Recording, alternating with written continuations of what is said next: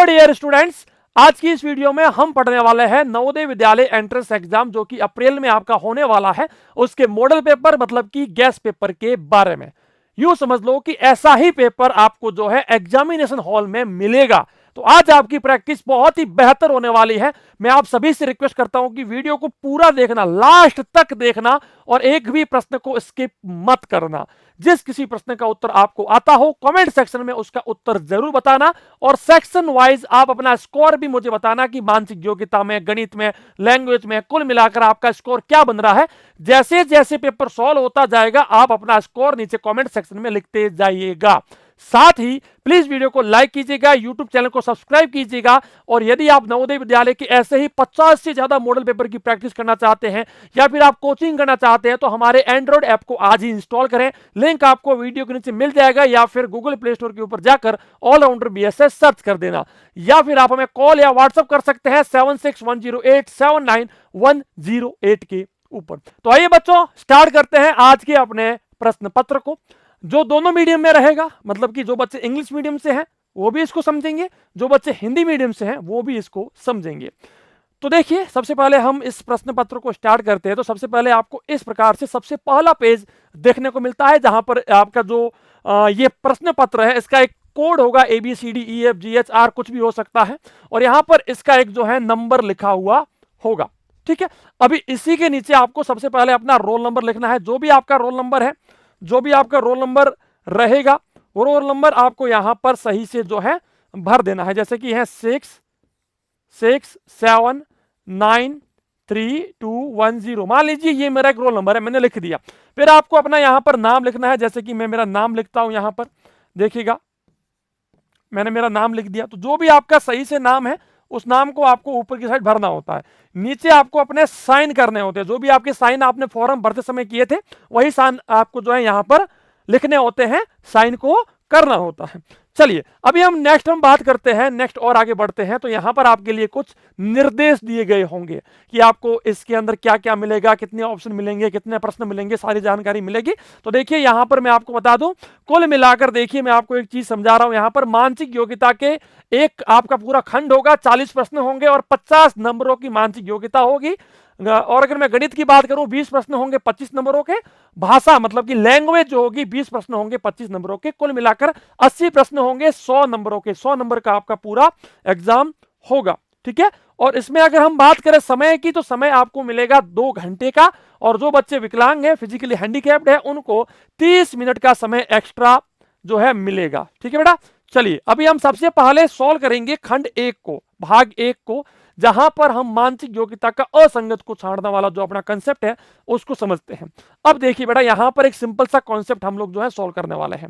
बेटा देखिए बाहर की साइड क्या है, देखिए ये जो हम सॉल्व कर रहे हैं ये बेटा असंगत को छांटना। क्या है बेटा, असंगत को छांटना मतलब कि ओड वन आउट। अब इसके अंदर क्या होता है कि 4 आकृतियों में से एक आकृति जो है दूसरों से डिफरेंट होती है, भिन्न होती है, उसको हमें देखना होता है, समझाना होता है। तो बेटा देखिए यहां पर कंसेप्ट क्या है, देखिएगा इसके अंदर क्या है।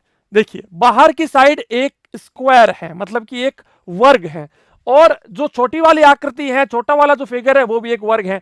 बाहर वाला सर्किल है, ये भी सर्किल है। बाहर एक रेक्टेंगल है, ये भी एक रेक्टेंगल है। मतलब कि जो आकृति बाहर बनी गई है वही आकृति घुमा फिरा कर अंदर बनी हुई है। लेकिन अगर बेटा यहां पर बात करें तो यहां पर भी वही चीज है, सेम चीज बनी। लेकिन अब एक चीज समझिए बेटा, इन दोनों आकृतियों के बीच में बेटा देखिएगा मैं आपको दिखाऊं, इसके और इसके बीच में खाली जगह है, देखो है ना, स्पेस है, खाली स्पेस है।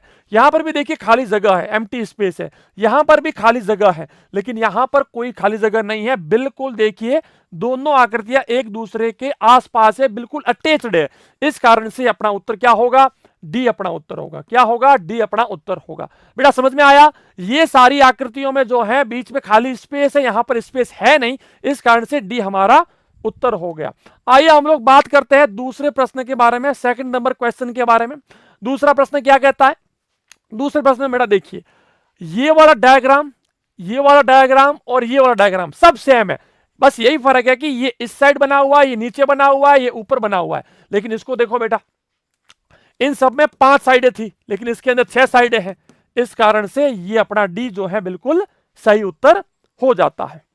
बात समझ में आई? चलिए और आगे बात करते हैं।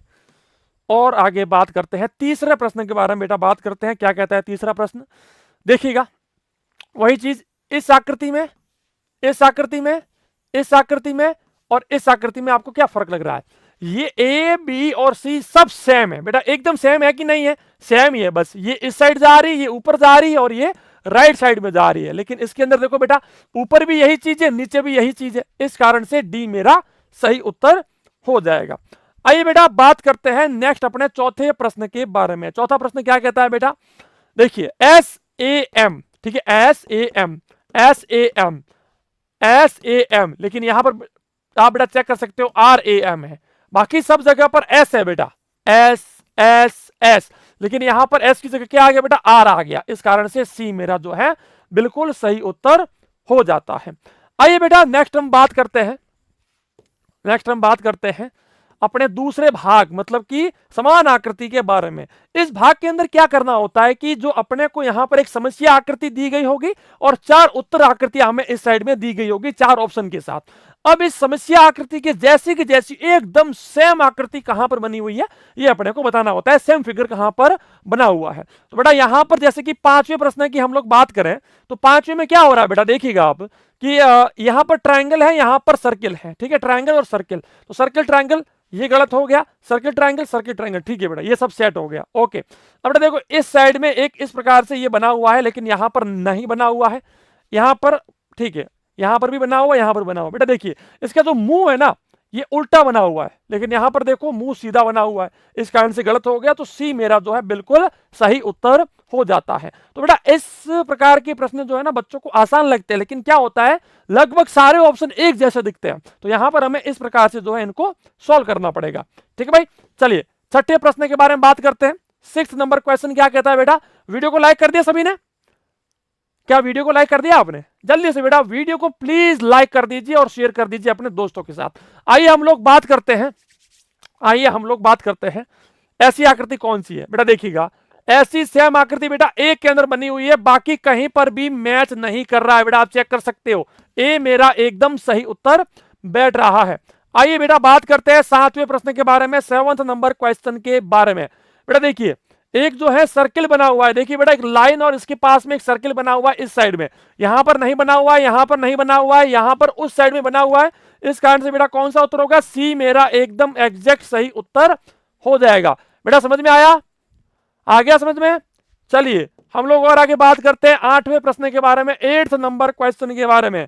8वां प्रश्न बेटा क्या कहता है, देखिएगा ये सर्किल है बेटा 1 2 और 3, ये सेम सर्किल अपने कहां बन रहे हैं बेटा, यहां पर बन रहे हैं बेटा देखो, और बी अपना बिल्कुल मैच कर रहा है क्योंकि नीचे है बेटा जोड़ का चिन्ह, और जोड़ का चिन्ह यहां पर भी है, सर्किल यहां पर भी है, लेकिन देखो बेटा ऊपर एक गोल बना हुआ है, लेकिन यहां पर बेटा देखो रेक्टेंगल में बना हुआ है, इस कारण से गलत हो गया, बी मेरा जो है एकदम सही उत्तर हो जाता है।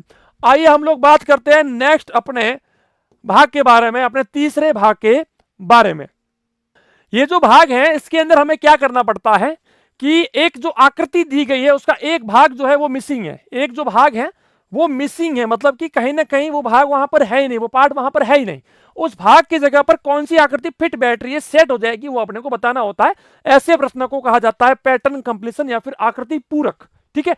अब बेटा देखिए इसको सॉल्व करते हैं, क्या होगा बेटा, देखिए जो यहां पर चीज बनी हुई है वही चीज यहां पर बनी हुई है और वही चीज यहां पर बनी हुई है, तो सेम चीज यहां पर बन जाएगी, और तो क्या फर्क पड़ेगा। तो ऐसी चीज कौन सी है बेटा, बी, कौन सा उत्तर मैच कर रहा है, बी अपना। देखिए अगर बी को मैं यहां पर सेट कर लूं तो पूरी आकृति एकदम कंप्लीट हो जाएगी। आइए हम लोग बात करते हैं 10वें प्रश्न के बारे में, 10th नंबर क्वेश्चन के बारे में। बेटा अब ये क्या कहता है, देखिएगा यहां पर मैंने लाइन को ऐसे घुमाया और इस लाइन को मैंने यहां पर घुमाया, ठीक है, तो ये मेरा आकृति जो है बन जाएगी, मेरी जो है आकृति यहां पर कंप्लीट हो जाएगी।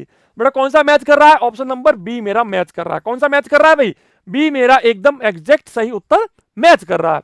आइए बेटा बात करते हैं 11वें प्रश्न के बारे में, 11th नंबर क्वेश्चन। क्या बात है, 11वां प्रश्न क्या कहता है बेटा, अरे वाह क्या बात है। अब इसको अगर हम यहां से घुमा देंगे ना तो ये अपना डायग्राम बन जाएगा। कितना आसान प्रश्न है बेटा, कितना ही आसान प्रश्न है। सी मेरा एग्जैक्ट मैच कर रहा है बेटा, मैच कर रहा है कि नहीं कर रहा है, सी मेरा मैच कर रहा है कि नहीं कर रहा है, एकदम सही उत्तर मैच कर रहा है गुरुजी। चलिए अभी हम लोग और आगे बात करते हैं, 12वें प्रश्न के बारे में बात करते हैं, 12th नंबर क्वेश्चन के बारे में बात करते हैं। ये लाइन जो है इसको सीधा बना लो और इसको हम लोग ऐसे बना लेते हैं। तो बेटा कौन सा मैच कर रहा है? ऑप्शन नंबर सी यहां पर मैच कर रहा है। बेटा देखो सेम मैच कर रहा है कि नहीं कर रहा है? एकदम एग्जैक्टली मेरा उत्तर जो है कंप्लीट हो जाएगा। आइए अब हम लोग बात करते हैं बेटा 13th नंबर। ओहो, चौथा भाग आ चुका है। इस चौथे भाग में बेटा क्या करना है हमें? सीरीज कंप्लीशन, श्रृंखला पूर्ति। मैं वैसे आपको बहुत सारे प्रश्न इसके बता चुका हूं, लेकिन इसके अंदर क्या होता है, सीरीज को कंप्लीट करना होता है। जो इसमें हुआ उसके नेक्स्ट इसमें हुआ, नेक्स्ट इसमें हुआ, तो नेक्स्ट इसमें क्या होगा ये अपने को बताना होता है। बेटा देखिए अभी ये जोड़ वाला चिन्ह जो है ऊपर आ गया, मल्टीप्लाई नीचे आ गया, फिर ये जोड़ वाला चिन्ह यहां आ गया, ये वाला चिन्ह यहां आ गया। तो कुल मिला के हो क्या रहा है, ये रोटेट हो रहा है। पहले जोड़ यहां था, फिर यहां आया, फिर यहां आया, तो अब कहां आएगा? नीचे आ जाएगा। मल्टीप्लाई यहां था तो मल्टीप्लाई ऊपर आ जाएगा। तो बेटा मल्टीप्लाई ऊपर, जोड़ नीचे, कौन सा होगा? ऑप्शन नंबर बी मेरा मैच करेगा। कौन सा मैच करेगा? बी मेरा सही उत्तर जो है मैच करेगा। बात करते हैं बेटा 14th नंबर क्वेश्चन के बारे में, 14 नंबर प्रश्न के बारे में।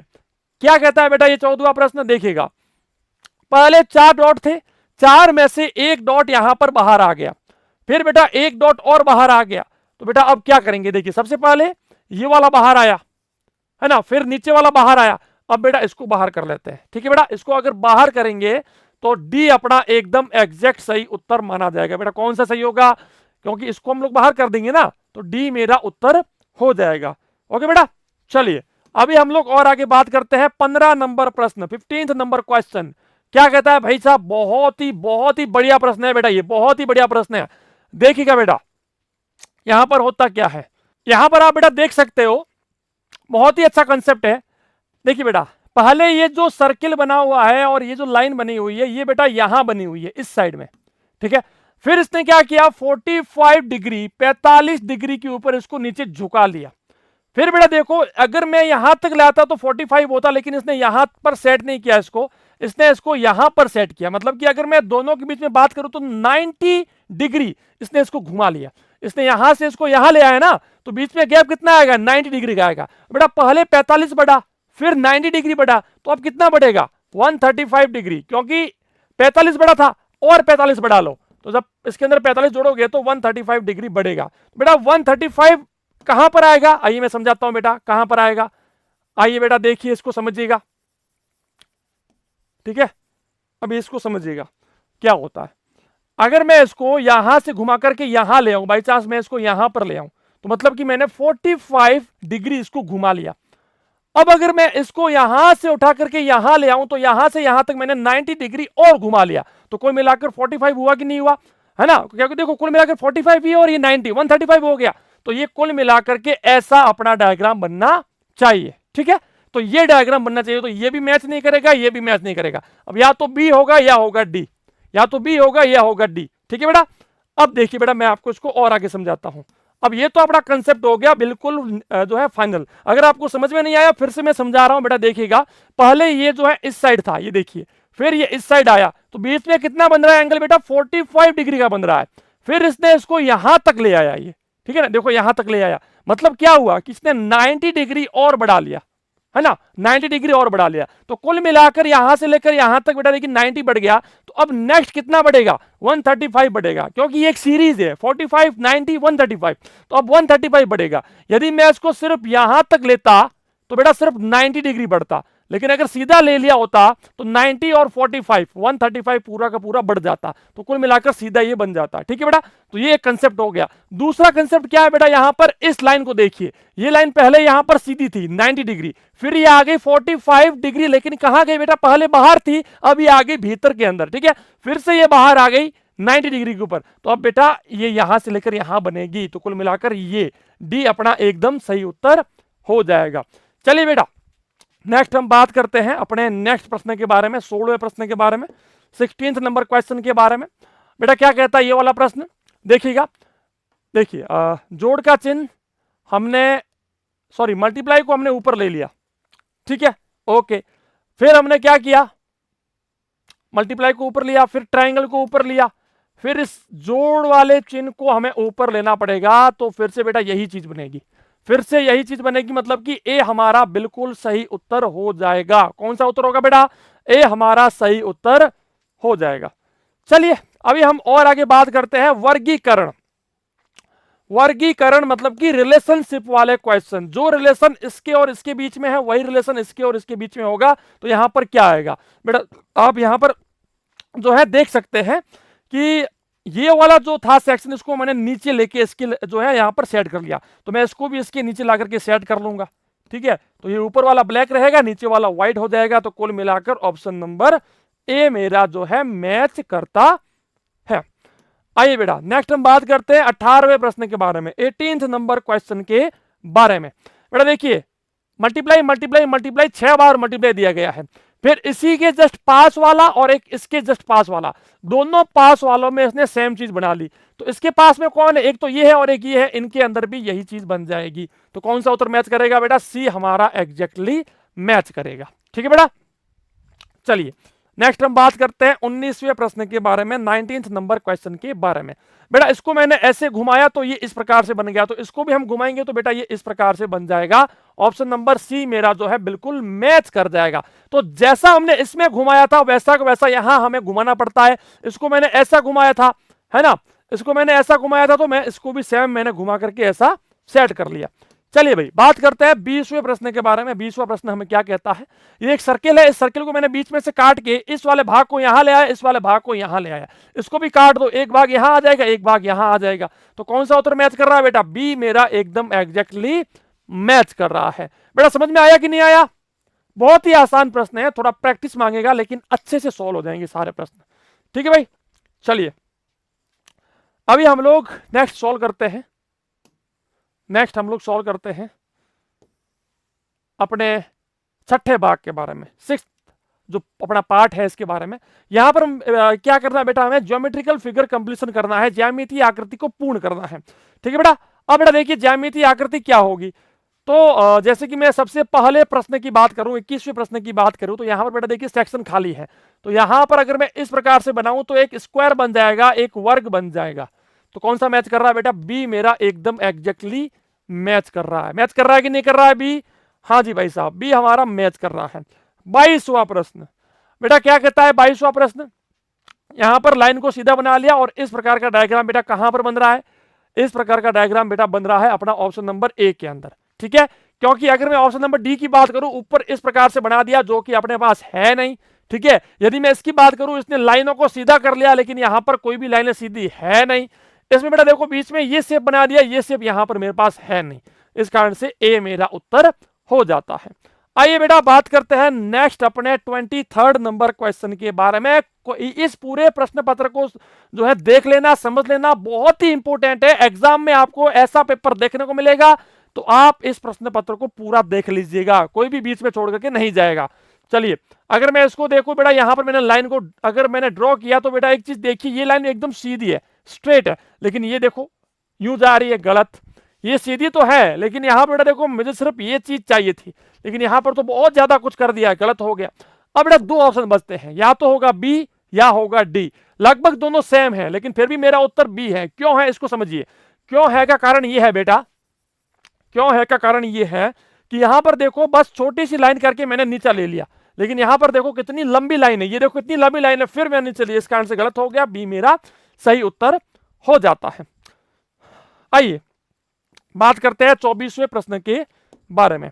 24वां प्रश्न क्या कहता है बेटा, 24वां प्रश्न कौन सॉल्व करेगा, चलो मैं ही कर लेता हूं।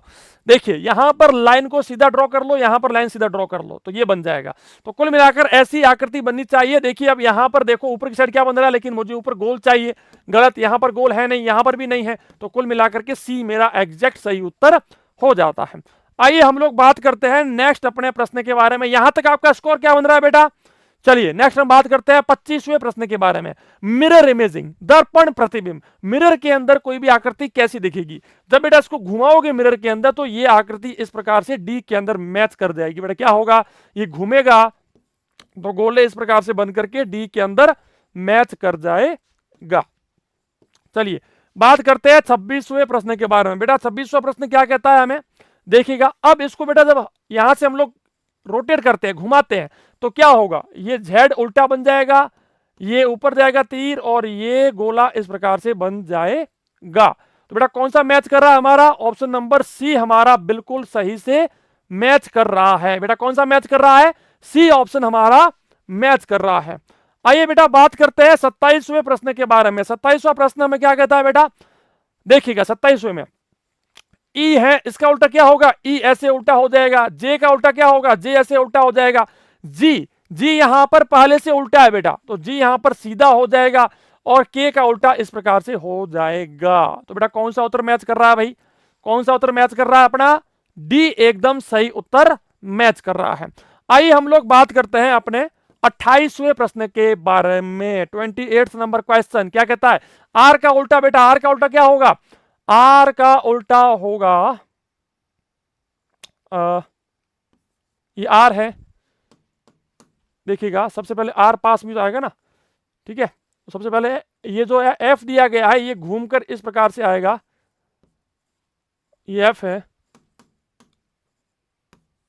एफ हो गया, वाई हो गया और ये आर हो गया, आर इस प्रकार से उल्टा हो जाएगा, ठीक है बेटा। चलिए तो इस प्रकार से अपना कौन सा उत्तर मैच कर रहा है बेटा, डी अपना एकदम सही उत्तर मैच कर रहा है। चलिए बेटा हम लोग बात करते हैं 29वें प्रश्न के बारे में, मतलब कि अपने 8वें भाग के बारे में, 8th पार्ट के बारे में। अब ये अपना 29वां प्रश्न क्या कहता है, सबसे पहले हमने इस साइड फोल्ड किया, फिर से हमने फोल्ड किया, फिर हमने 2 डॉट लगाए, वापस खोलो बेटा, यहां पर 2 डॉट बन जाएंगे, 4 डॉट यहां पर और बन जाएंगे। ये बेटा कौन से प्रश्न है, ये बेटा फोल्डिंग वाले प्रश्न है। कोई भी अपने पास दिया गया पेज, उसको फोल्ड करो, उसको काटो और उसको खोलने के बाद क्या बनेगा वो अपने को बताना है। तो बेटा 4 ऊपर डॉट बनेंगे, 4 डॉट नीचे बनेंगे, बिल्कुल सीधे बनेंगे, इस कारण से ए अपना जो है एग्जैक्ट सही उत्तर हो जाता है। आइए बेटा हम लोग बात करते हैं 30 नंबर क्वेश्चन के बारे में, 30वें प्रश्न के बारे में। अब बेटा ये प्रश्न हमें क्या कहता है, देखिएगा सबसे पहले हमने नीचे फोल्ड किया, फिर हमने इस साइड से फोल्ड किया, फिर हमने वापस ओपन किया। तो सबसे पहले ये 4 ये गोले यहां बन जाएंगे, ऊपर जाएंगे तो ऊपर भी यही चीज जो है रिपीट हो जाएगी, ठीक है बेटा। तो कौन सा उत्तर मैच कर रहा है भाई, ऑप्शन नंबर बी हमारा एकदम एग्जैक्ट मैच कर रहा है बेटा। कौन सा मैच कर रहा है, बी ऑप्शन हमारा जो है मैच कर रहा है। आइए हम लोग बात करते हैं नेक्स्ट अपने 31वें प्रश्न के बारे में, 31 नंबर क्वेश्चन के बारे में। सबसे पहले हमने इसको नीचे फोल्ड किया, फिर हमने इस साइड फोल्ड किया, वापस खोलेंगे तो बेटा क्या होगा, क्या होगा यहां पर, ये इस प्रकार से अपना मैच कर जाएगा। तो इस हिसाब से अपना कौन सा ऑप्शन मैच कर रहा है भाई, ऑप्शन नंबर सी हमारा बिल्कुल सही से मैच कर रहा है। यहां पर कौन सा ऑप्शन मैच कर रहा है, सी ऑप्शन हमारा मैच कर रहा है, क्योंकि 2 सर्किल यहां पर देखिए ऊपर की साइड हमने बना दिए हैं, एंड 6 और 6 12 सर्किल हमारे यहां बन गए और एक एक सर्किल जो है नीचे बन गया। तो सी अपना एकदम सही उत्तर मैच कर जाता है। आइए हम लोग बात करते हैं 32वें प्रश्न के बारे में, मतलब कि 32 नंबर क्वेश्चन के बारे में। क्या कहता है भाई, सबसे पहले नीचे फोल्ड कर लो, फिर इसको इस साइड फोल्ड कर लो, फिर इसको इस प्रकार से काट दिया गया, वापस से खोलो बेटा इसको इस साइड में, तो क्या करेगा, ये सेम आकृति बनेगी और नीचे ये ट्रायंगल बनेगा। जब ऊपर करेंगे हम लोग तो क्या होगा, ये इस प्रकार से सेम ऐसा का ऐसा ऊपर की साइड भी बनना चाहिए, जो कि ऑप्शन नंबर ए के अंदर हमारा एग्जैक्ट मैच कर रहा है। चलिए बात करते हैं 33 नंबर क्वेश्चन के बारे में, भाग संख्या 9 के बारे में, पार्ट नंबर 9 के बारे में। यहां पर हमें क्या दिया गया है, स्पेस विजुअलाइजेशन, मतलब कि कुछ अपने को एक ऐसा छोटा सा पेपर होगा, उसके कुछ कट पीसेस मिलेंगे, उस कट पीसेस को मिला करके क्या आकृति बनेगी, क्या फॉर्मेशन हो सकता है, वो अपने को बताना है। इसको कहा जाता है फिगर फॉर्मेशन भी हम लोग जो है बोल सकते हैं। अब बेटा देखिए यहां पर एक बार कैलकुलेशन कीजिए, 1 2 3 4 5 6 टुकड़े हैं। अब यहां पर बेटा चेक करो, यहां पर चेक कर लो, 1 2 3 4 5 6 टुकड़े तो है, लेकिन स्क्वायर वर्ग यहां पर है ही नहीं, इस कारण से गलत हो गया। 1 2 3 4 5 गलत, क्योंकि मुझे 6 चाहिए, यहां पर 5 दिए गए हैं। 1 2 3 4, अब 5 मान लो, ये भी गलत। तो कुल मिलाकर ए मेरा सही उत्तर होगा। आप चेक भी कर सकते हो, सारे के सारे मैच कर जाएंगे, ठीक है बेटा। तो इस प्रकार से भी जो है प्रश्नों को आसानी से जल्द से जल्द सोल्व किया जा सकता है, ठीक है। चलिए अभी हम लोग नेक्स्ट बात करते हैं 34वें प्रश्न के बारे में, 34th नंबर क्वेश्चन के बारे में। सबसे पहला, दूसरा, तीसरा, ठीक है बेटा। पहला ये रहा, दूसरा ये रहा, तीसरा ये रहा, बाकी कहीं पर मैच कर रहा है क्या, नहीं कर रहा है। अब कुछ बच्चे बोलेंगे सर यहां पर मैच कर रहा है, लेकिन बेटा यहां पर एक कॉन्सेप्ट को थोड़ा ध्यान से समझना। ये जो ट्राइंगल है ना, ये ट्राइंगल आप देखो इस प्रकार से बना हुआ है, ना कि अब अगर मैं इसकी बात करूं तो ये तो बेटा इस प्रकार से बना हुआ है, तो ये मैच नहीं करेगा, इस कारण से बाकी सारे गलत हो जाएंगे। ए अपना एकदम सही उत्तर मैच कर जाएगा। बात करते हैं 35 नंबर प्रश्न के बारे में, 35वें प्रश्न के बारे में। बेटा देखिए इस प्रकार से आकृति, ये जो सारी आकृति बन रही है, यहां पर देख लो, ये देख लो, ये देख लो और ये देख लो, ठीक है। तो सी में एकदम मैच करेगी। कुछ बच्चे बोलेंगे ए में मैच कर रही है, लेकिन ए में क्या दिक्कत होगी मैं आपको जो है यहां पर बता लेता हूं। ये तो बन जाएगा, लेकिन ये लाइन कहां से आ गई फिर, ये तो यहां पर है ही नहीं, इस कारण से ए जो है यहां पर नहीं बनेगा, सी अपना सही उत्तर हो जाएगा। आइए हम लोग बात करते हैं 36 मतलब कि 36वें प्रश्न के बारे में। 36वें प्रश्न का उत्तर कौन बताएगा मुझे? 36वां प्रश्न देखिए बेटा, 1 2 3 4 5 6।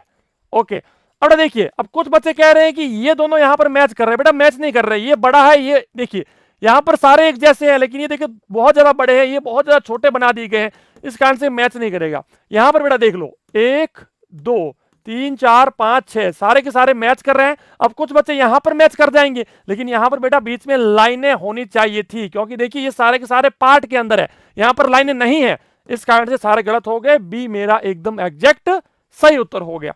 10वां प्रश्न, 10th नंबर क्वेश्चन। 10वां प्रश्न कौन सॉल्व करेगा? चलो, इसमें बेटा क्या होता है, सॉरी मैं भाग की बात कर रहा हूं, ये प्रश्न संख्या है अपना 37, 37वां प्रश्न है वैसे ये, ठीक है। इसके अंदर बेटा होता है अपना छिपी हुई आकृति, इसको बोलते हैं एम्बेडेड फिगर, छिपी हुई आकृति, हिडन फिगर। ये आकृति कहां पर छिपी हुई है बेटा? ये आकृति बेटा यहां पर छिपी हुई है, देखिए यहां पर ये जो है छिपी हुई है, या तो इसको मान लो या इसको मान लो, जो भी है मैच कर जाएगा, बाकी कहीं पर भी मैच नहीं कर रहा है, तो ए मेरा एग्जैक्टली सही उत्तर हो जाएगा। आइए हम बात करते हैं 38 नंबर प्रश्न के बारे में। 38 नंबर क्या कहता है बेटा? देखिए ये आकृति कहां पर छिपी हुई है बेटा? ये आकृति अपने ऑप्शन नंबर 1 के अंदर छिपी हुई है, यहां पर आप देख सकते हो, यहां पर छिपी हुई आकृति है। ओके बेटा, चलिए नेक्स्ट हम बात करते हैं 39वें प्रश्न के बारे में, 39 नंबर क्वेश्चन के बारे में। अब ये क्या कहता है बेटा? देखिएगा ये एस कहां पर छिपा हुआ है, तो बेटा ये एस जो है यहां पर छिपा हुआ है, आप देख सकते हैं डी के अंदर छिपा हुआ है, बाकी कहीं पर ऐसा एस नहीं बना हुआ है, ठीक है बेटा। चलिए बात करते हैं मानसिक योग्यता का अंतिम प्रश्न, फिर हम लोग बात करेंगे मैथ्स और भाषा के बारे में, गणित और लैंग्वेज के बारे में। देखिए बेटा अभी ये आकृति कहां पर बनी हुई है, आइए समझते हैं। देखो ये जो लाइन है ये रही, ये जो लाइन है ये कहां पर बनी हुई है बेटा? आप देख सकते हैं ये, तो ऑप्शन नंबर ए में हमारा मैच कर रहा है, बाकी कहीं पर भी हमें ये आकृति देखने को नहीं मिलेगी। आइए नेक्स्ट हम बात करते हैं अपनी भाषा, सॉरी मैथ्स मतलब कि गणित के बारे में। गणित के हम 20 प्रश्न अभी सॉल्व करते हैं। आइए बेटा, तो देखिए यहां पर सबसे पहला प्रश्न इसका क्या कहता है? देखिए यहां पर सबसे पहला प्रश्न, अभी हम इन सारे प्रश्नों को उठा करके लेकर जाएंगे अपने सॉफ्टवेयर के अंदर, जहां पर अच्छे से आपको सारे प्रश्न दिखेंगे और हम इनको सॉल्व करेंगे। ठीक है, जैसे कि अपना सबसे पहला प्रश्न यहां पर बेटा आपको दिख रहा है कि सिंप्लीफिकेशन ऑफ द फॉलोइंग, निम्नलिखित का सरलीकरण क्या होगा, इसे हमें सॉल्व करके बताना है। तो बेटा देखिएगा सबसे पहले लिखा है, तो देखिए हम सबसे पहले इसको सॉल्व कर लेते हैं, है ना। तो क्या करेंगे, अभी यहां पर हम लोग 14 इंटू 4 प्लस 3 आएगा, तो 14 इंटू 4, 14 के 14, 14 28, 14 42, 14 56, 56, ठीक है। ये हो गया ना, 14 इंटू 4 प्लस में आ जाएगा 3 बट्टा में आ जाएगा 4 माइनस 12 सेकेंड है 72, ठीक है, 72 और 1, ठीक है। तो 12 इंटू में 6 प्लस 1 बट्टा में आ जाएगा 6, ठीक है ना।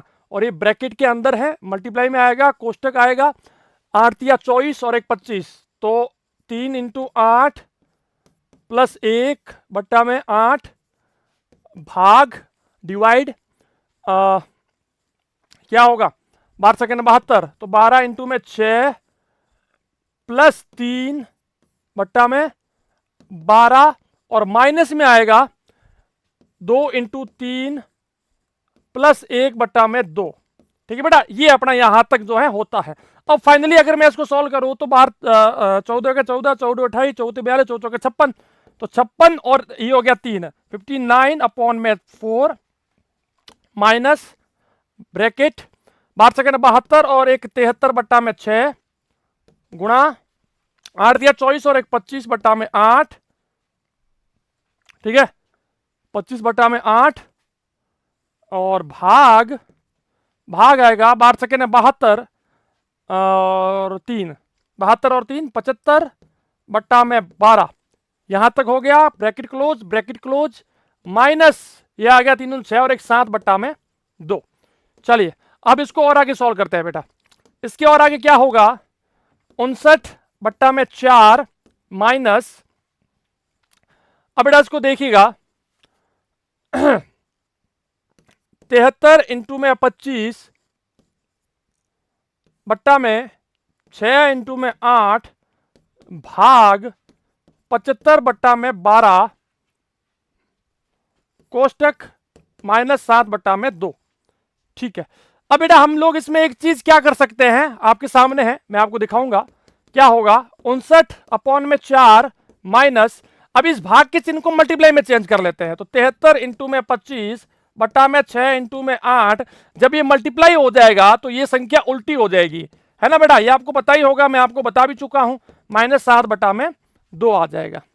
ठीक है बेटा, अब चलिए, अब अगर 25 से कम 25 को हम यहां से काट सकते हैं, आ गया 25 थी 75, 3 एकम 3, 3 चौका 4 एकम 4, 4 दूने 8। ठीक है बेटा, तो फाइनली पीछे क्या बच गया बेटा, 59 बट्टा में 4 माइनस 73 बट्टा में 6 दूने 12, 12 गुणा में कुछ नहीं बचा है बेटा, गुणा में कुछ बचा ही नहीं है फिर, ठीक है, और माइनस में बच गया है 7 बट्टा में 2।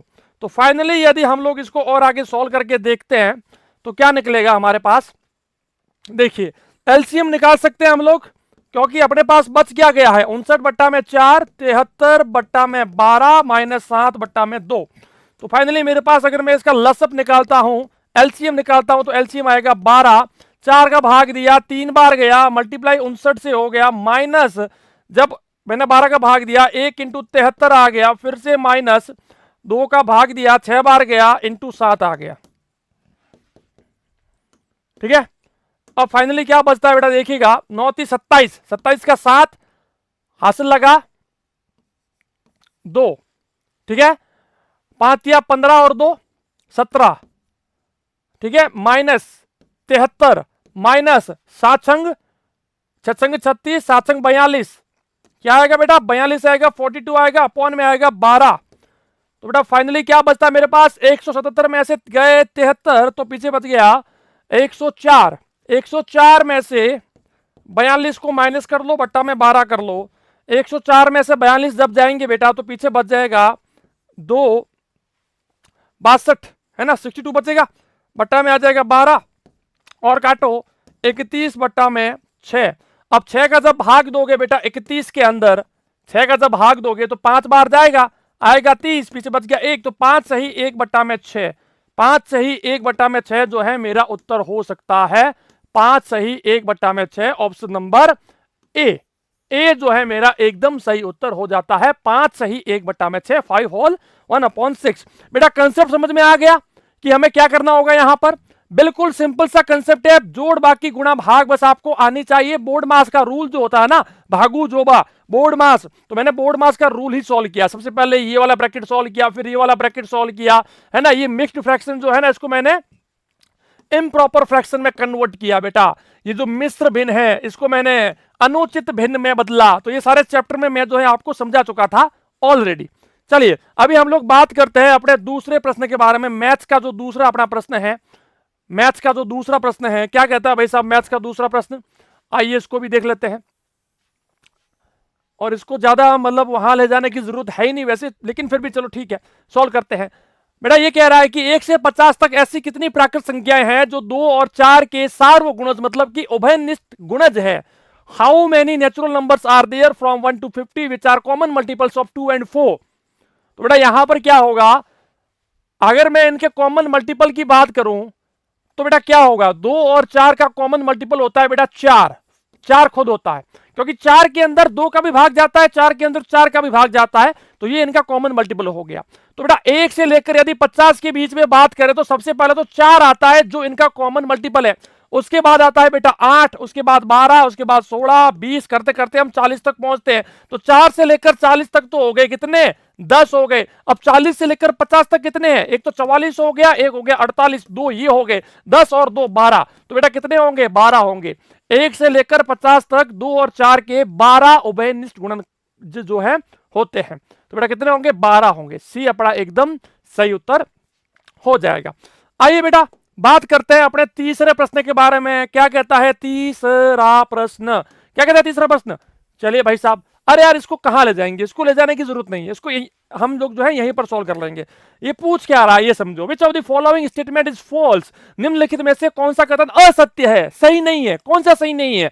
Every natural number is a whole number, प्रत्येक प्राकृतिक संख्या एक पूर्ण संख्या है। हाँ जी भाई साहब होती है, लेकिन प्रत्येक पूर्ण संख्या एक प्राकृतिक संख्या नहीं होती। तो ये तो बेटा अपना सही है, गलत नहीं है। अपने को कौन सा चूज करना है जो गलत है। प्रत्येक पूर्ण संख्या एक पूर्णांक होती है। हाँ जी भाई साहब होती है, हर पूर्ण संख्या एक पूर्णांक होती है। Every whole number is an integer, it's true. सबसे छोटी प्राकृतिक संख्या शून्य है। The smallest, the least, the lowest natural number is 0, no. The lowest natural number is 1, सबसे छोटी प्राकृतिक संख्या 1 होती है, ना कि 0 होती है। इस कारण से सी अपना क्या होगा बेटा, उत्तर होगा। क्या होगा, सी अपना सही उत्तर हो जाएगा। चलिए बात करते हैं चौथे प्रश्न के बारे में, फोर्थ नंबर क्वेश्चन के बारे में।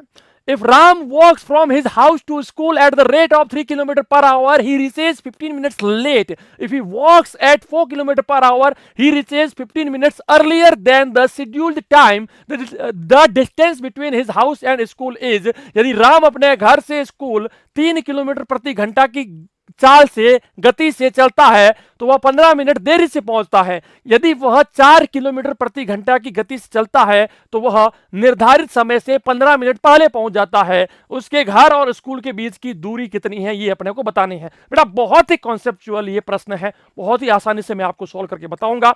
देखिएगा बेटा, जिस किसी को समझ में आ जाए नीचे कॉमेंट सेक्शन में लिख देना जय नवोदय, जय नवोदय, जय भारत, जय नवोदय, जय भारत। देखिए बेटा, राम का घर, ये राम का होम मतलब कि हाउस मान लो, और ये राम की स्कूल है। बेटा क्या है, स्कूल है। चलिए भाई साहब, राम का घर, राम की स्कूल। अब जब राम यहां से, देखिए बेटा राम की दो कंडीशन है, condition number A, condition number B, दो कंडीशन है। पहली कंडीशन में बेटा क्या होता है, पहली कंडीशन में राम जाता है 3 किलोमीटर प्रति घंटा, और जब ये इस स्पीड से चलता है तो ये 15 मिनट देरी से पहुंचता है, लेट पहुंचता है। और फिर राम क्या करता है, दूसरी कंडीशन, थोड़ी सी स्पीड को बढ़ा लेता है। स्पीड को बढ़ाई तो वो क्या हुआ, राम 15 मिनट पहले पहुंच गया। अब भाई साहब ये पूछ रहे हैं कि दोनों के बीच की दूरी कितनी है, मतलब कि घर और स्कूल के बीच की। तो बेटा इस कंसेप्ट को समझिएगा, इस कंसेप्ट को समझिएगा। क्या होगा यहां पर, बेटा यहां पर होगा क्या, देखिए अपने पास एक फॉर्मूला है दूरी का। क्या है बेटा फॉर्मूला, समय गुणा में चाल। क्या है बेटा, समय गुणा में चाल, ठीक है। डिस्टेंस क्या है बेटा, समय गुणा में चाल मतलब कि स्पीड, ये अपना फॉर्मूला है, ठीक है भाई साहब। अब बेटा देखिए, मान लीजिए कि राम को जो है घर से स्कूल तक x मिनट में पहुंचना था, x मिनट में राम को पहुंचना था। लेकिन जब राम 3 किलोमीटर प्रति घंटा की चाल से चलता है तो 15 मिनट लेट पहुंचता है, मतलब कि x मिनट और 15 मिनट एक्स्ट्रा लेता है। लेकिन जब इस स्पीड से चलता है तो 15 मिनट पहले पहुंच जाता है, मतलब कि x में से 15 मिनट लेस कर लो, इतने में वो पहुंच जाता है। अब भाई साहब दूरी का फॉर्मूला क्या है, समय गुणा में चाल, ठीक है बेटा। अब समय राम ने, देखिए पहली बार राम ने समय कितना लिया, x प्लस 15 मिनट, ठीक है, और चाल कितनी थी, 3 किलोमीटर प्रति घंटा। तो बेटा दूरी क्या होगी, 3 किलोमीटर प्रति घंटा गुणा में x प्लस 15। हालांकि ये समय जो है ये मिनट में दिया गया है, इसको हमें पहले घंटों में चेंज करना पड़ेगा। तो बट्टा में क्या आ जाएगा बेटा, 60 आ जाएगा। तो बेटा ये तो दूरी हो गई कंडीशन नंबर जो ए है इसकी। अब बेटा कंडीशन नंबर बी, इसकी चाल कितनी है बेटा, 4 किलोमीटर प्रति घंटा, और समय कितना लिया है बेटा, x माइनस 15, और बट्टा में 60 करेंगे तो ये भी घंटों में चेंज हो जाएगा। होगा कि नहीं होगा, हो जाएगा गुरुजी। अब चलिए बेटा, अब जो मेरा कंसेप्ट है इसको थोड़ा ध्यान से समझिएगा, मैं समझाना क्या चाहता हूं। बेटा आप एक मुझे बात बताओ, राम चाहे अपने हाउस से स्कूल जाए या स्कूल से हाउस आए, दूरी तो सेम रहेगी ना, चेंज कहां होगी? तो ए और बी दोनों सेम रहेंगे। इसका मतलब 3 इंटू एक्स प्लस 15 अपॉन में 60 equal to 4 into X minus 15 upon में 60। अब बेटा 60 से 60 तो कैंसिल हो गया। चलिए भाई साहब इसको मल्टीप्लाई करते हैं तो 3x plus 45 equal to 4x minus 60। बेटा क्या आएगा? 60 आएगा, क्योंकि 4 और इसका माइनस हो जाएगा, सॉरी जो है मल्टीप्लाई हो जाएगा। अब बेटा देखिए इस को मैं उस साइड लेके जाता हूं और इस माइनस के 60 को मैं इस साइड लेकर के आता हूं, तो फाइनली मेरे पास बेटा क्या होगा? यहां पर बेटा मेरे पास होगा 45 और ये माइनस वाला इस साइड आएगा तो पॉजिटिव में यहां पर मिल जाएगा 4x माइनस आएगा 3x, तो बेटा ये आएगा 105 बराबर x। तो बेटा x बराबर आ गया 105 मिनट। बेटा x बराबर आ गया 105 मिनट। तो बेटा सबसे पहली कंडीशन में राम पहुंचता है 15 मिनट लेट, तो कुल मिलाकर हो गए 120 मिनट। और उसकी स्पीड कितनी थी बेटा?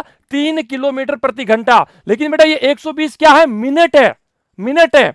और मुझे जो चाल दी गई है वो दी गई है किलोमीटर प्रति घंटा, तो मुझे इस मिनट को घंटे में चेंज करना पड़ेगा। तो 120 के अंदर 60 का भाग दे दो तो बेटा क्या आएगा? 2 घंटे।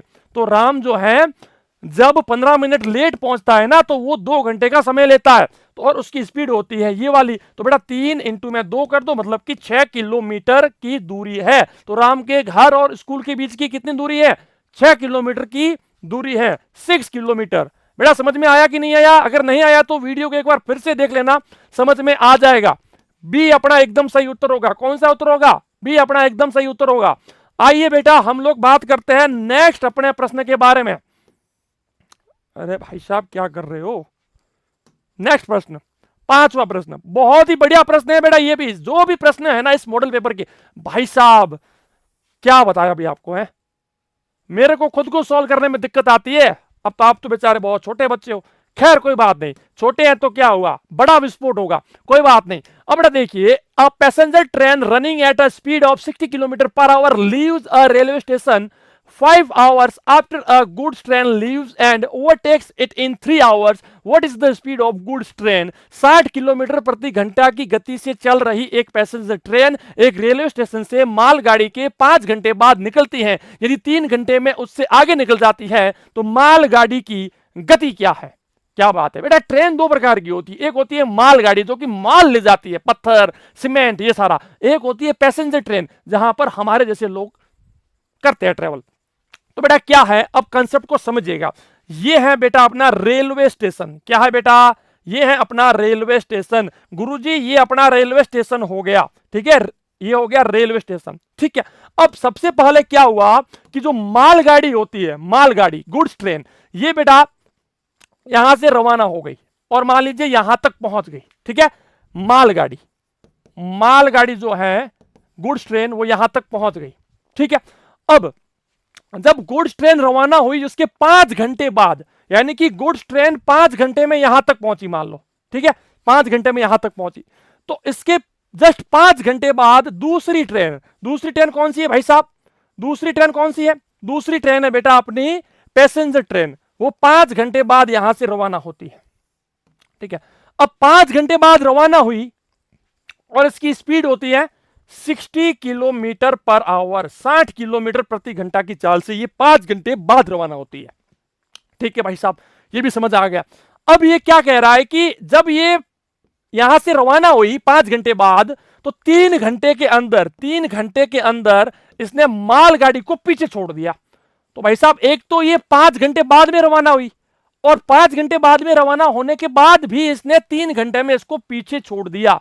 तो इसका मतलब हम ये समझ सकते हैं कि मालगाड़ी को स्टेशन से रवाना होते हुए 8 घंटे हो गए, क्योंकि 5 घंटे इससे वो पहले रवाना हुई थी और इसने ले लिए 3 घंटे। तो जब इसने 3 घंटे लिए तो ये कोई रुकी थोड़ी ना थी, ये भी तो आगे अपना वर्क पूरा कर रही थी। तो 5 और 3 8, तो मालगाड़ी को 8 घंटे पूरे हो चुके हैं, मालगाड़ी 8 घंटे चल चुकी है। चलो भाई साहब ये तो समझ में आ जाता है। अब बेटा देखिए, ये जो ट्रेन है जो 5 घंटे बाद रवाना हुई, इसकी स्पीड थी 60 किलोमीटर प्रति घंटा और ये 3 घंटे में इसको पार करती है, तो चाल इंटू में समय अपने को दूरी मिल जाएगी। मतलब कि रेलवे स्टेशन से लेकर के यहां तक की दूरी क्या होगी बेटा, 180 किलोमीटर। कितनी होगी बेटा, 180 किलोमीटर, क्योंकि 60 किलोमीटर प्रति घंटा उसकी चाल है और इतना समय लिया है, तो 180 किलोमीटर की दूरी दोनों ट्रेनों ने पार की है। ठीक है भाई साहब, अब पूछ क्या रहा है कि मालगाड़ी की चाल क्या है, तो बेटा चाल बराबर क्या होता है, स्पीड बराबर क्या होता है, दूरी बट्टा में समय, दूरी बट्टा में समय। तो बेटा दूरी तो यही रहेगी, सेम ही रहेगी ना, तो दूरी हो गई 180 किलोमीटर। अब बेटा बात करते हैं समय की, तो बेटा मालगाड़ी ने कितना समय लिया है, 8 घंटे का। क्यों, क्योंकि 5 घंटे इससे पहले रवाना हुई और ये हो गए 3 घंटे, 8 घंटे का समय लिया। 8 का भाग दे दो, जब आप 8 का भाग दोगे तो आपके सामने बेटा आएगा 22.5 किलोमीटर प्रति घंटा। आप चाहो तो चेक कर लो, 90 बट्टा में 4 आएगा, 45 बट्टा में 2 आएगा और फाइनली अपना उत्तर आएगा 22.5 किलोमीटर प्रति घंटा। बेटा समझ में आया, बहुत ही आसान है भाई, अगर समझोगे ना तो बहुत ही आसान है। चलो नेक्स्ट हम सॉल्व करते हैं, नेक्स्ट हम सॉल्व करते हैं छठा प्रश्न अपना, 6 नंबर क्वेश्चन। क्या कहता है भाई छठा प्रश्न अपना, छठा प्रश्न क्या कहता है भाई, तो अभी ये छठा प्रश्न हमें क्या कहता है, ये है बेटा अपना सिंपल इंटरेस्ट वाला, साधारण ब्याज वाला। लेकिन इसमें मेरे ख्याल से ट्रांसलेशन में थोड़ी सी गलती मुझे दिख रही है। क्या है कि what sum will amount to 2400 in 4 years at 5% per annum simple interest, कितनी राशि 5% वार्षिक साधारण ब्याज की दर से 4 वर्ष में 2400 रुपए हो जाएगी। ठीक है, तो इसका जो सही ऑप्शन है वो शायद यहां पर है नहीं, तो इसमें से एक ऑप्शन आप किसी को निकाल करके 2000 रुपए कर लीजिए, एक को निकाल करके आप 2200 रुपए कर लीजिए। ठीक है, हाँ, तो अब ये 4 ऑप्शन बेटा आपके सामने है। ठीक है, अब ये 4 ऑप्शन आपके सामने है। अब बेटा समझिए, इसके अंदर एक फॉर्मूला है हमारे पास, इसके अंदर फॉर्मूला क्या कहता है, फॉर्मूला ये कहता है कि पीआरटी अपॉन में 100, पीआरटी अपॉन में 100, मतलब कि मूलधन गुणा समय गुणा दर बट्टा में 100, ये अपना फॉर्मूला है। ठीक है, अब बेटा मूलधन मेरे पास कितना है, मूलधन मेरे पास कितना है वो मुझे पता नहीं है, क्योंकि ये कह रहा है कि कितनी राशि 2400 रुपए हो जाएगी, तो 2400 रुपए क्या हो गया, मिश्र धन हो गया। क्या हो गया बेटा, मिश्र धन हो गया 2400 रुपए, मतलब कि टोटल जो अमाउंट होता है वो हो गया 2400 रुपए। अब बेटा मुझे क्या निकालना है, मुझे निकालना है कि मूलधन क्या होगा, मतलब कि प्रिंसिपल क्या होगा। तो बेटा देखिए, ये जो मिश्रधन होता है ये होता है मूलधन और ब्याज दोनों को कुल मिलाकर होता है, मतलब कि प्रिंसिपल और जो इंटरेस्ट होता है दोनों को मिलाकर होता है कि कुल मिलाकर कितना पैसा बन रहा है। ठीक है, अब बेटा एक जो है मेरे सामने कंसेप्ट को आप समझिएगा कि कितनी राशि 2400 रुपए हो जाएगी। तो बेटा देखिए, यदि हर साल 5% वो बढ़ रहा है तो 4 सालों में कितना बढ़ जाएगा, 4 सालों में 20% बढ़ जाएगा, तो 4 सालों बाद वो राशि 2400 रुपए हो जाएगी। तो यदि 4 सालों बाद वो राशि 2400 रुपए हो जाएगी तो बेटा मान लीजिए कि मूलधन जो है, जो प्रिंसिपल है, वो अपने आप में 100% है, 100% है। अब वो 20% जो है 4 सालों में बढ़ गया, तो कुल मिलाकर के 120% हुआ कि नहीं हुआ, तो 120% बराबर हो गया 2400 रुपए, है ना। तो 1% बराबर क्या होगा, 2400 रुपए बट्टा में 120। ठीक है, 0 से 0 कैंसिल, 12 दूनी 24। ठीक है, तो दूने 120। ठीक है, तो 1% बराबर बेटा हो गया 20 रुपए। तो बेटा 100% बराबर कितना होगा, यानी कि मूलधन कितना होगा, 2000 रुपए। क्या होगा बेटा, 2000 रुपए। तो मूलधन मेरा कितना होगा, 2000 रुपए होना चाहिए।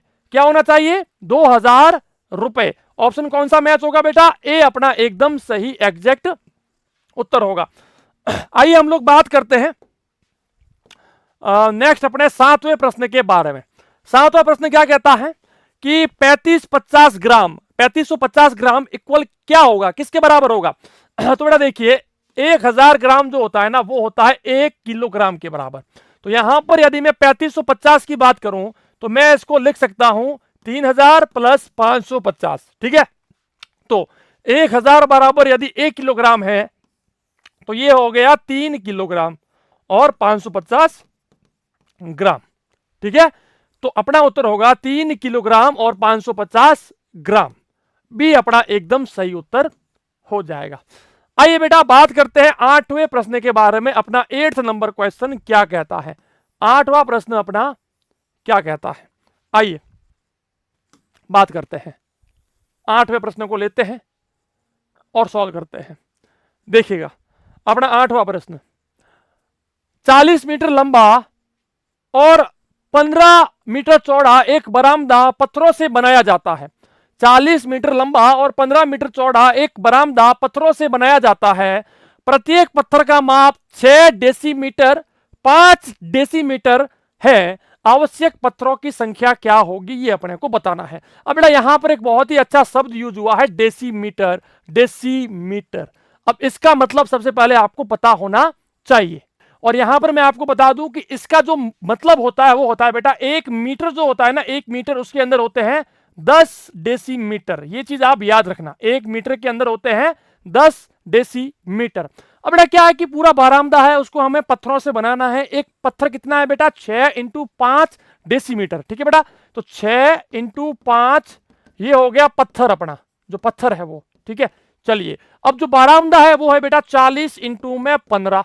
40 × 15, तो यदि इसके अंदर मैं इसका भाग दूं, लेकिन बेटा ये क्या है, डेसीमीटर में है, मुझे इसको मीटर में चेंज करना पड़ेगा। तो 6 के अंदर भी मुझे 10 का भाग देना पड़ेगा और 5 के अंदर भी मुझे 10 का भाग देना पड़ेगा।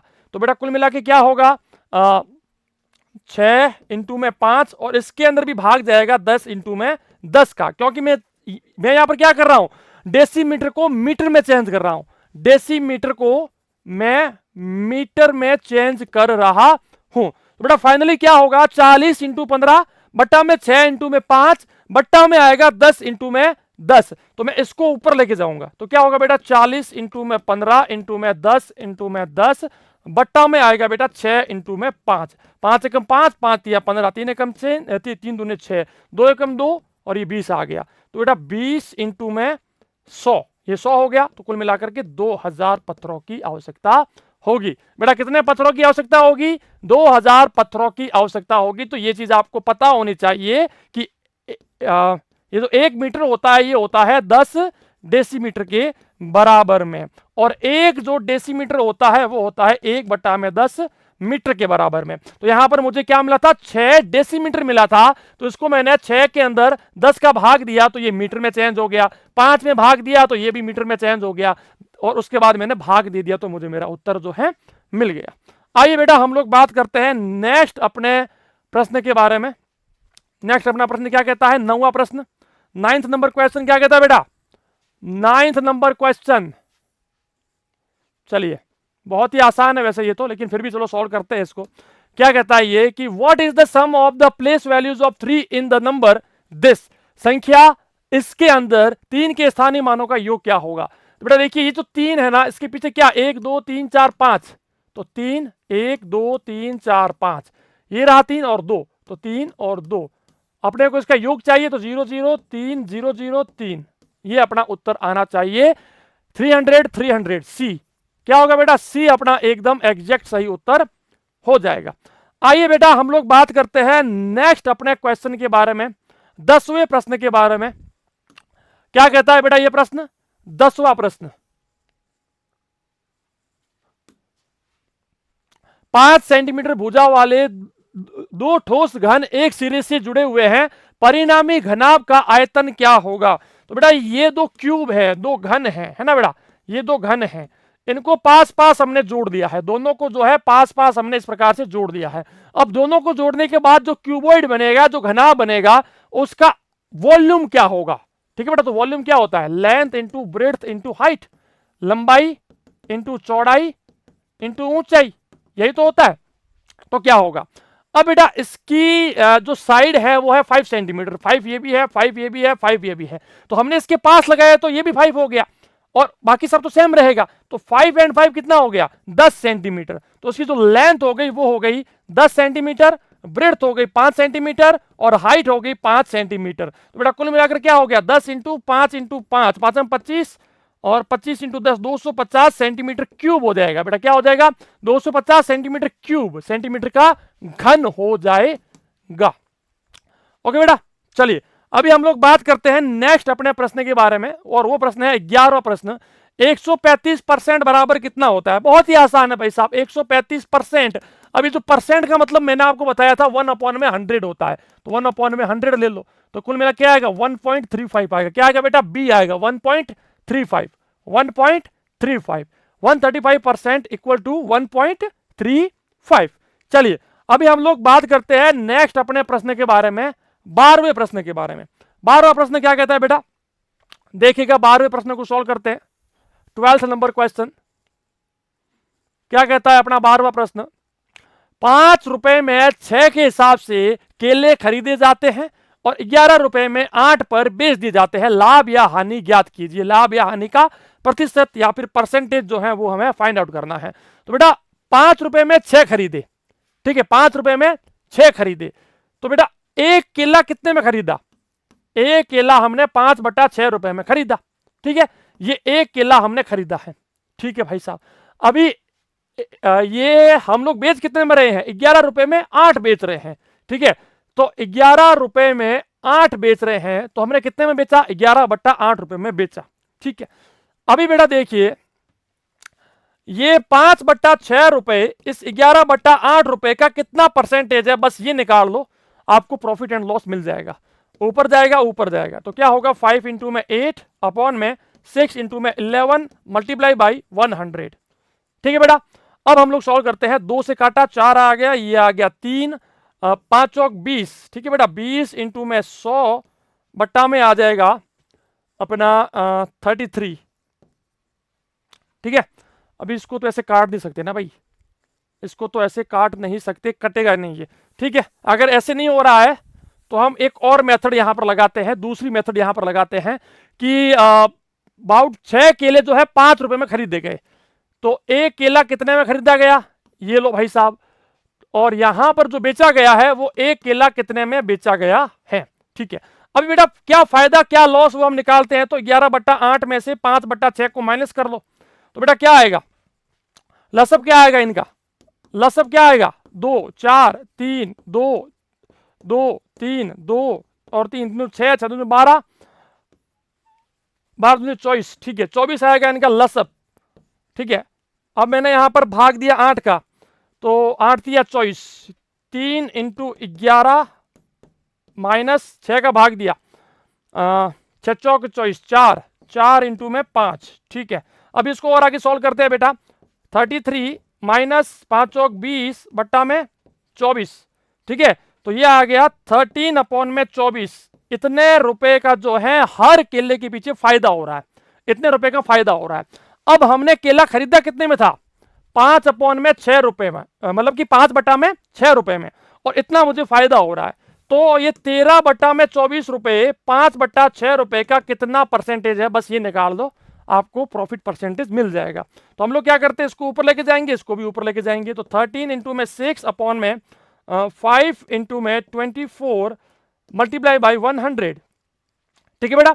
अब आप यहां पर देखिएगा 6 एकम 6 6 चौक 24, 4 और ये हो गए 4 5 चौक हो गए 20, और 20 का भाग दिया 5 बार, तो 13 इंटू में 5 दैट इज 65%। बेटा क्या आएगा?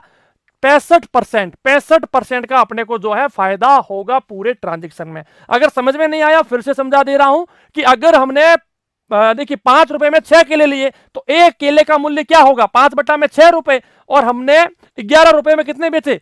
हमने 11 रुपए में 8 बेचे, तो एक केले का मूल्य क्या था?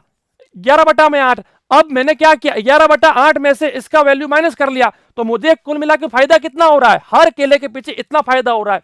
अगर हर केले के पीछे इतना फायदा हो रहा है और वो केला मैंने इतने में खरीदा था, तो मैंने इसका परसेंटेज निकाल लिया कि जो फायदा है, क्योंकि बेटा देखिए प्रॉफिट परसेंट क्या होता है? प्रॉफिट परसेंट क्या होता है? लाभ का प्रतिशत क्या होता है? प्रॉफिट अपॉन में सीपी इंटू में 100, यही तो फॉर्मूला होता है। लाभ बटा में लागत मूल्य मल्टीप्लाई में 100, वही तो मैंने किया। ये मेरा लाभ था, ये मेरी लागत मूल्य थी, मल्टीप्लाई मैंने 100 कर लिया, तो मुझे मेरा जो है 65% मिल गया। सिंपल। चलिए बात करते हैं नेक्स्ट अपने क्वेश्चन के बारे में। विच of the following numbers is divisible by 2 3 4 and 5? कुल मिलाकर बेटा अपने को इनका लसअप निकालना है, लीस्ट कॉमन मल्टीप्लीकेशन निकाल देना है। तो बेटा सिंपल सा है भाई साहब, 2 3 4 और 5, लसअप निकाल लो तो क्या आएगा, 2 का भाग दिया एक बार गया 3 2 5, फिर से मैंने 2 का दिया 1 3 1 5, फिर मैंने 3 का दिया और फिर 5 का दिया, 5 या 15, 5 दूनी 30, 30 दूनी 60, तो बेटा 60 आएगा। क्या आएगा, 60 आएगा। विच of the following numbers is divisible by, अब सब 60 भी होगा 120 भी तो होगा ना, 120 में भी तो भाग जाएगा भाई, अगर 60 में जा रहा है तो, है ना। 120 में 4 का भी जाएगा, 3 का भी जाएगा, 2 का भी जाएगा। विच ऑफ द फॉलोइंग, निम्नलिखित में से कौन सी संख्या 2 3 4 5 से विभाज्य है, तो बेटा 60 भी है और 120 भी है, दोनों के अंदर भाग जाएगा भाई, दोनों के अंदर भाग जाएगा। इस कारण से दोनों उत्तर सही है। अभी जो एग्जाम के अंदर है, अगर आपने सी या बी में से कोई भी चूज किया तो आपको मार्क्स मिल जाएंगे, ठीक है। क्यों होगा, क्योंकि 120 में भी आप है ना भाग देकर के चेक कर लो, 2 का भाग जाएगा, 3 का जाएगा, 4 का जाएगा, 5 का भी जाएगा। हाँ जी भाई साहब, 60 में तो जा ही रहा है बेटा, 2 का जाएगा, 3 का जाएगा, 4 4 4 4 का जाएगा, 5 का भी जाएगा, ठीक है, सबका भाग जा रहा है, तो 60 में भी जाएगा, 120 में भी जाएगा, दोनों ऑप्शन सही है।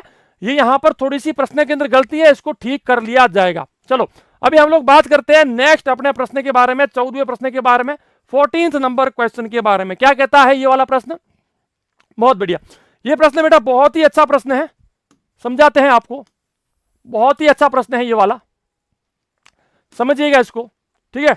क्या कहता है कि एक लड़का किसी पुस्तक का 3/8 भाग एक दिन में पढ़ लेता है, दूसरे दिन जो पीछे भाग बचा था उसका 4/5 भाग पढ़ लेता है। यदि पीछे 45 पेज खाली रह जाते हैं, मतलब कि बिना पढ़े रह जाते हैं, तो बताइए उस पुस्तक के अंदर कितने पेज है।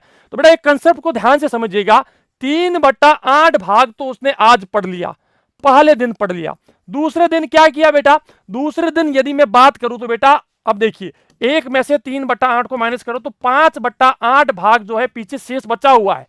देखिए कुल मिलाकर एक किताब है, उसका 3/8 भाग पढ़ लिया, तो 5/8 भाग पीछे बचा हुआ है। अब इसी 5/8 भाग का उसने 4/5 भाग जो है दूसरे दिन पढ़ लिया। यदि मैं इसको सॉल्व करूं तो मतलब कि पूरी किताब का 1/2 यानी कि आधी किताब उसने दूसरे दिन पढ़ ली। तो बेटा यदि मैं बात करूं तो पहले दिन और दूसरे दिन कुल मिलाकर कितनी किताब पढ़ ली, 3/8 भाग पहले पढ़ी थी, 1/2 भाग दूसरे दिन पढ़ी। अब यहां पर बहुत सारे बच्चों को कंफ्यूजन हो रही होगी, लेकिन मैं फिर से समझा दे रहा हूं। हो क्या रहा है कि उसने दूसरे दिन जो किताब शेष बची थी ना, उसका 4/5 भाग पढ़ा है, पूरी किताब का 4/5 भाग नहीं पढ़ा है, इस कारण से मैंने ये चीज किया। अब बेटा कुल मिलाकर अगर मैं यहां पर निकालूं तो एलसीएम आएगा 8, भाग दिया तो 3 + 4, मतलब कि 7/8 भाग किताब वो पढ़ चुका है कुल मिलाकर के। तो बेटा एक में से 7/8 को माइनस करो तो अभी देखिए बेटा 1/8 भाग किताब पढ़ना बाकी है, मतलब कि अगर मैं प्रश्न के हिसाब से देखूं तो 45 पेज बाकी है, तो 1/8 भाग बराबर 45 पेज, तो 45 के अंदर यदि मैं 1/8 का भाग दूं, 8 ऊपर आ जाएगा, तो 45 इंटू में 8 मतलब कि 360 पेज पूरी किताब में है। अब बहुत सारे बच्चों को कंफ्यूजन ये होगी कि सर मैंने भाग क्यों दिया, तो बेटा ये भाग जो है ये एक मेथड है कि यदि 1/8 पूरी किताब मान लीजिए थी x और उस x का 1 ये था भाग, ये अगर 45 के बराबर है तो मुझे निकालना है x, तो क्या करूंगा बेटा 1/8 को उस साइड लेके जाऊंगा, तो क्या होगा 45 के साथ ये मल्टीप्लाई हो जाएगा, इस मतलब कि कुल मिलाकर तो भाग जाएगा, लेकिन ये भाग वाला जब ऊपर आएगा तो ये मल्टीप्लाई में आ जाएगा, तो 360 पेजेस कुल मिलाकर हो जाते हैं। ठीक है बेटा, चलिए, और अगर समझ में नहीं आया तो मुझे बता देना, मैं नेक्स्ट वीडियो में जरूर आपको समझा दूंगा। चलिए बात करते हैं, दोपहर के 3:10 को इस प्रकार से लिखा जाता है। दोपहर के बेटा 12 बजे के बाद क्या हो जाता है, अपराह्न हो जाता है, पीएम हो जाता है। बेटा क्या हो जाता है, पीएम हो जाता है। तो 3:10 अपराह्न होगा, 3:10 अपराह्न होगा, मतलब कि 3:10 पीएम हो जाएगा, पोस्ट मेरिडियन। ठीक है बेटा, चलिए बात करते हैं 16वें प्रश्न के बारे में, 16th नंबर क्वेश्चन के बारे में। 16वां प्रश्न क्या कहता है बेटा, आइए बात करते हैं। बहुत ही अच्छा प्रश्न है, सॉल्व करते हैं इसको। क्या कहता है, अंक 0 1 5 6 9 द्वारा बिना पुनरावृत्ति के बनी 5 अंकों की सबसे बड़ी संख्या और 5 अंकों की सबसे छोटी संख्या के बीच का अंतर क्या है। अंतर निकालना है बिना पुनरावर्ती, मतलब कि अपने को एक भी जो ये यहां पर दिया गया अंक उसको रिपीट नहीं करना है। ठीक है बेटा, तो 5 अंकों की सबसे बड़ी संख्या और 5 अंकों की सबसे छोटी संख्या। सबसे बड़ी संख्या क्या होगी 96510, सबसे छोटी संख्या क्या होगी 10569। अब इसके बीच का अंतर निकाल लो बेटा। 10 में से 9 गया पीछे बचा 1, 10 में से 6 गया पीछे बचा 4। अगर मैं यहां की बात करूं तो 4 बच गया, 14 में से 5 गया पीछे बच गया 9, 5 का 5 और 8, 85,941। क्या आएगा भाई 85,941। बी अपना एकदम सही उत्तर हो जाएगा। बेटा समझ में आया, बिना रिपीट किए सबसे बड़ी संख्या ये है, बिना रिपीट किए सबसे छोटी संख्या ये है, और यहां पर मैंने माइनस कर दिया। चलो अभी हम लोग बात करते हैं नेक्स्ट अपने 17वें प्रश्न के बारे में, 17th नंबर क्वेश्चन के बारे में। 17वां प्रश्न क्या कहता है भाई साहब, चलिए 17वें प्रश्न को सॉल्व करते हैं अपने सॉफ्टवेयर के अंदर। क्या होगा, एक वस्तु 500 रुपए में बेची जाती है और इसलिए हानि होती है। यदि एक वस्तु को 500 रुपए में यदि हम बेचते हैं, मान लीजिए एक वस्तु है उसको मैंने 500 रुपए में बेचा तो मुझे हानि हो गई, मतलब कि लॉस हो गया। अब लॉस कितना हुआ मुझे पता नहीं है। यदि वो दुकानदार उस वस्तु को 700 रुपए में बेचता, मेरी कंडीशन नंबर 2, यदि उसको उसी वस्तु को 700 रुपए में बेचा जाता तो इस दुकानदार को जो पहले हानि हुई थी उससे 2 गुना लाभ हो जाता। यानी कि जो हानि हुई थी ना उससे 2 गुना उसको लाभ हो जाता। तो बताइए वस्तु का लागत मूल्य क्या है, कॉस्ट प्राइस क्या है, ये अपने को बताना है। बहुत बढ़िया। अब बेटा इस कॉन्सेप्ट को समझिएगा कि यदि वो उसको 500 रुपए में बेचता है तो उसको हानि होती है। हानि क्या होती है मुझे नहीं पता। तो मान लीजिए उस वस्तु का कॉस्ट प्राइस है x रुपए, उसने उस वस्तु को x रुपए में खरीदा था। ठीक है, अब जब उसने x रुपए में खरीदा था और यदि उसने उसको 500 रुपए में बेचा तो उसको हानि हुई है, मतलब कि लॉस हुई है, लॉस हुआ है। तो लॉस कितना हुआ है, लॉस निकालने के लिए हम लोग बेटा क्या करते हैं कि कॉस्ट प्राइस में से जो उसका विक्रय मूल्य उसको माइनस कर लो तो अपने को लॉस मिल जाएगा कि भाई साहब लॉस कितना हुआ है। तो ये मेरे को लॉस मिल गया, हानि मिल गई। अब दूसरे में ये कह रहा है कि यदि उसको 700 रुपए में बेचता तो पहले जो लॉस हुआ था उससे 2 गुना उसको लाभ हो जाता। ठीक है भाई साहब, और ये पूछ रहा है कॉस्ट प्राइस क्या होगा। ठीक है मैं निकाल दूंगा। देखिए अभी यदि उसको 700 रुपए में बेच देता है तो पहले जो उसको लॉस हुआ था, लॉस क्या हुआ था, ये हुआ था x माइनस 500 रुपए का उसको लॉस हुआ था, उससे 2 गुना उसको फायदा हो जाता है, उससे 2 गुना उसको लाभ हो जाता है। चलिए भाई साहब निकाल लेते हैं। तो बेटा आप कॉन्सेप्ट को समझिएगा कि ये उसका अभी लाभ है, 2 गुना में x माइनस 500, ये अभी उसको प्रॉफिट हो रहा है जब वो इस चीज को 700 रुपए में बेचता है। ठीक है, तो बेटा अब आप एक चीज को समझिएगा, विक्रय मूल्य सेलिंग प्राइस कितना है बेटा 700 रुपए, और उसको लाभ कितना हो रहा है, लाभ उसको हो रहा है 2 मल्टीप्लाई बाई x माइनस 500 रुपए का, ये उसको जो है लाभ हो रहा है। तो बेटा अगर मैं आपसे ये पूछूं कि मुझे कॉस्ट प्राइस निकालना है, लागत मूल्य निकालना है, कॉस्ट प्राइस निकालना है, तो बेटा फॉर्मूला क्या कहता है कॉस्ट प्राइस का कि विक्रय मूल्य में से लाभ को माइनस कर लो, सेलिंग प्राइस में से प्रॉफिट को माइनस कर लो। सेलिंग प्राइस कितना है बेटा मेरा 700 रुपया, एंड प्रॉफिट कितना हो रहा है मुझे, ये वाला प्रॉफिट हो रहा है, तो 2 इंटू एक्स माइनस 500, ये जो है मेरा यहां पर प्रॉफिट हो रहा है। तो इक्वल में मेरा क्या आना चाहिए बेटा x आना चाहिए, क्योंकि मैं निकाल रहा हूं लागत मूल्य, और लागत मूल्य मैंने ऑलरेडी x मान लिया है। तो x बराबर 700 माइनस 2 गुणा में x माइनस 500। ठीक है बेटा, अब क्या होगा x बराबर क्या आएगा, x बराबर आएगा 700 माइनस 2x प्लस 1000। अब बेटा देखिए 700 ये हो गया, 1000 ये हो गया, तो बेटा देखिए x बराबर क्या आ जाएगा 1700 माइनस 2x। अब इस 2x को इस साइड लेके आ जाओ, 2x को उस साइड लेकर के जाते हैं, तो बेटा क्या होगा 3x बराबर 1700।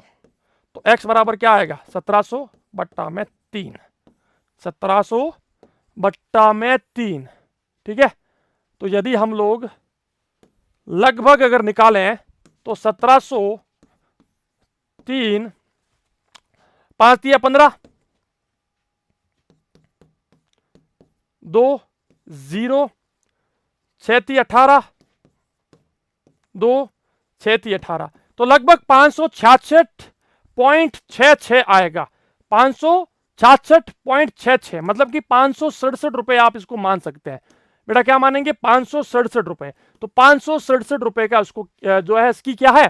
लागत है, उसकी कॉस्ट प्राइस है 567 रुपए। अगर कंसेप्ट समझ में नहीं आया है तो फिर से रिपीट कर रहा हूं कि उसको देखिए कि जब उसने चीज को 500 रुपए में बेचा तो उसको जो है कुछ हानि हुई, कुछ लॉस हुआ, लेकिन लॉस मुझे पता नहीं है, सिंपल सी बात है। तो मैंने उसका कॉस्ट प्राइस मान लिया एक्स रुपए की, भाई साहब उसने एक्स रुपए में खरीदा था और उसने यदि उसको 500 रुपए में बेचा है, ठीक है बेटा, तो एक्स में से 500 रुपए को अगर माइनस करेंगे तो हमें हानि मिल जाएगी कि भाई साहब लॉस कितना है, क्योंकि लॉस का फॉर्मूला क्या कहता है?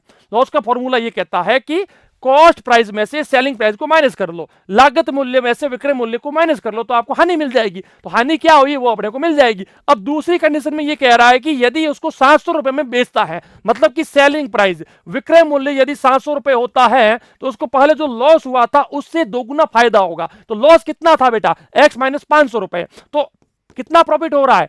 2 इंटू एक्स माइनस 500 रुपए, ये उसको प्रॉफिट हो रहा है। और फाइनली मुझे निकालना क्या है? कॉस्ट प्राइस निकालना है। तो कॉस्ट प्राइस निकालने का फॉर्मूला क्या कहता है?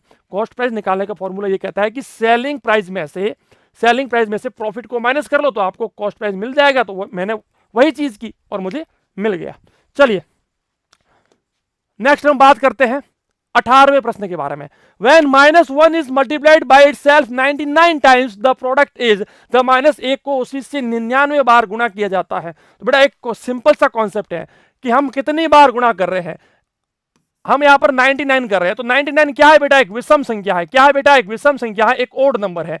और जब यहां पर एक ओड नंबर आएगा ना, जब यहां पर एक ओड नंबर आएगा तो -1 जो है वो माइनस में ही मिलेगा। यदि यहां पर सम संख्या होती, मान लीजिए ये कहता है कि -1 को अपने आप से 100 बार गुणा कर लो, तो बेटा अपना उत्तर आता पॉजिटिव का 1। लेकिन ये एक विषम संख्या है, इस कारण से अपना उत्तर क्या होगा? बी होगा, मतलब कि माइनस का 1 होगा। चलिए नेक्स्ट हम बात करते हैं 19वें प्रश्न के बारे में, 19th नंबर क्वेश्चन के बारे में। क्या कहता है भाई? इफ ए बराबर इतना है, बी बराबर इतना है, then the value of 2a minus B, 2a minus B का वैल्यू क्या होगा? चलिए भाई साहब निकाल लेते हैं, इसको भी सॉल्व कर लेते हैं। अभी कोई बात नहीं, इसको भी सॉल्व कर लेते हैं। क्या होगा कि a बराबर है बेटा 31.36 और 45.63, देन b, ठीक है, तो बेटा 2 इंटू ए जो है इसको लिख लो 31.36, ठीक है, माइनस मुझे करना है 45.63, ठीक है। अब बेटा देखिए 6 दूने 12, 6 और 1 7, 2 6, 45.63, तो 45.63, 12 में से गए 3, पीछे बच गए 9, 12 में से गए 3, पीछे बच गए 9, 6 में से 6 गया, पीछे बच गया 0, ठीक है, 12 में से 5 गया, पीछे बच गया 7, और 5 में से एक 17.09, 17.09 ए अपना एकदम सही उत्तर हो जाएगा। आइए बेटा हम लोग बात करते हैं आज के अपने 20वें प्रश्न के बारे में, अंतिम प्रश्न के बारे में। मैथ्स का अंतिम प्रश्न है, इसके बाद हम लोग पढ़ेंगे लैंग्वेज को। भूमि के एक आयताकार भूखंड की लंबाई उसकी चौड़ाई की 4 गुनी है। 8 मीटर भुजा वाला एक वर्गाकार स्विमिंग पूल भूखंड के 1/8वें हिस्से पर कब्जा करता है। प्लॉट की लंबाई कितनी है? बहुत बढ़िया। तो ये प्रश्न मैं चाहता हूं कि आप लोग होमवर्क के रूप में इसको सॉल्व करके मुझे बताइए। कमेंट सेक्शन में इसका उत्तर मुझे लिख के बताइएगा कि इस होमवर्क वाले प्रश्न का उत्तर आपका क्या आ रहा है। नेक्स्ट हम बात करते हैं लैंग्वेज मतलब कि भाषा के बारे में। तो चलिए बच्चों, अब बात आती है लैंग्वेज यानी कि भाषा वाले सेक्शन में। इसके अंदर हमारे पास कुल 4 पैसेज होते हैं, 4 अनुच्छेद होते हैं और हर एक अनुच्छेद में 5 प्रश्न होते हैं, ठीक है। और उनको हम जो है यहाँ पर सॉल्व करते चले जाएंगे। एक तरफ जो है यहाँ पर इंग्लिश में लिखा हुआ रहेगा और दूसरी तरफ यहाँ पर हिंदी में लिखा हुआ रहेगा। दोनों को स्टडी करेंगे और फिर दोनों के क्वेश्चन जो है हम साथ साथ में करते रहेंगे। हिंदी मीडियम वाले बच्चे यहाँ से पढ़ सकते हैं, इंग्लिश मीडियम वाले बच्चे यहाँ से साथ साथ में स्टडी कर सकते हैं। तो क्या कह रहा है इसके अंदर? Discipline means absolute compliance to certain rules and regulation. अनुशासन का अर्थ है कि कुछ नियमों और विनियमों का अनुपालन करना, उनका पालन करना, रूल और रेगुलेशन को। It is important for the development of one's personality. ये किस लिए जरूरी है? ये विशेष रूप से छात्रों के लिए एक व्यक्तित्व और चरित्र के विकास के लिए महत्वपूर्ण है, यानी कि उसके पर्सनैलिटी, करेक्टर, और किसके लिए? स्पेशली स्टूडेंट्स के लिए, उसके डेवलपमेंट के लिए। Discipline plays a major role to make a child punctual, regular and sincere in life. Discipline किस लिए जरूरी है? जीवन में बच्चों को समय का पाबंद, नियमित और ईमानदार बनाने के लिए अनुशासन एक प्रमुख भूमिका निभाता है। This has a positive effect of his study and life.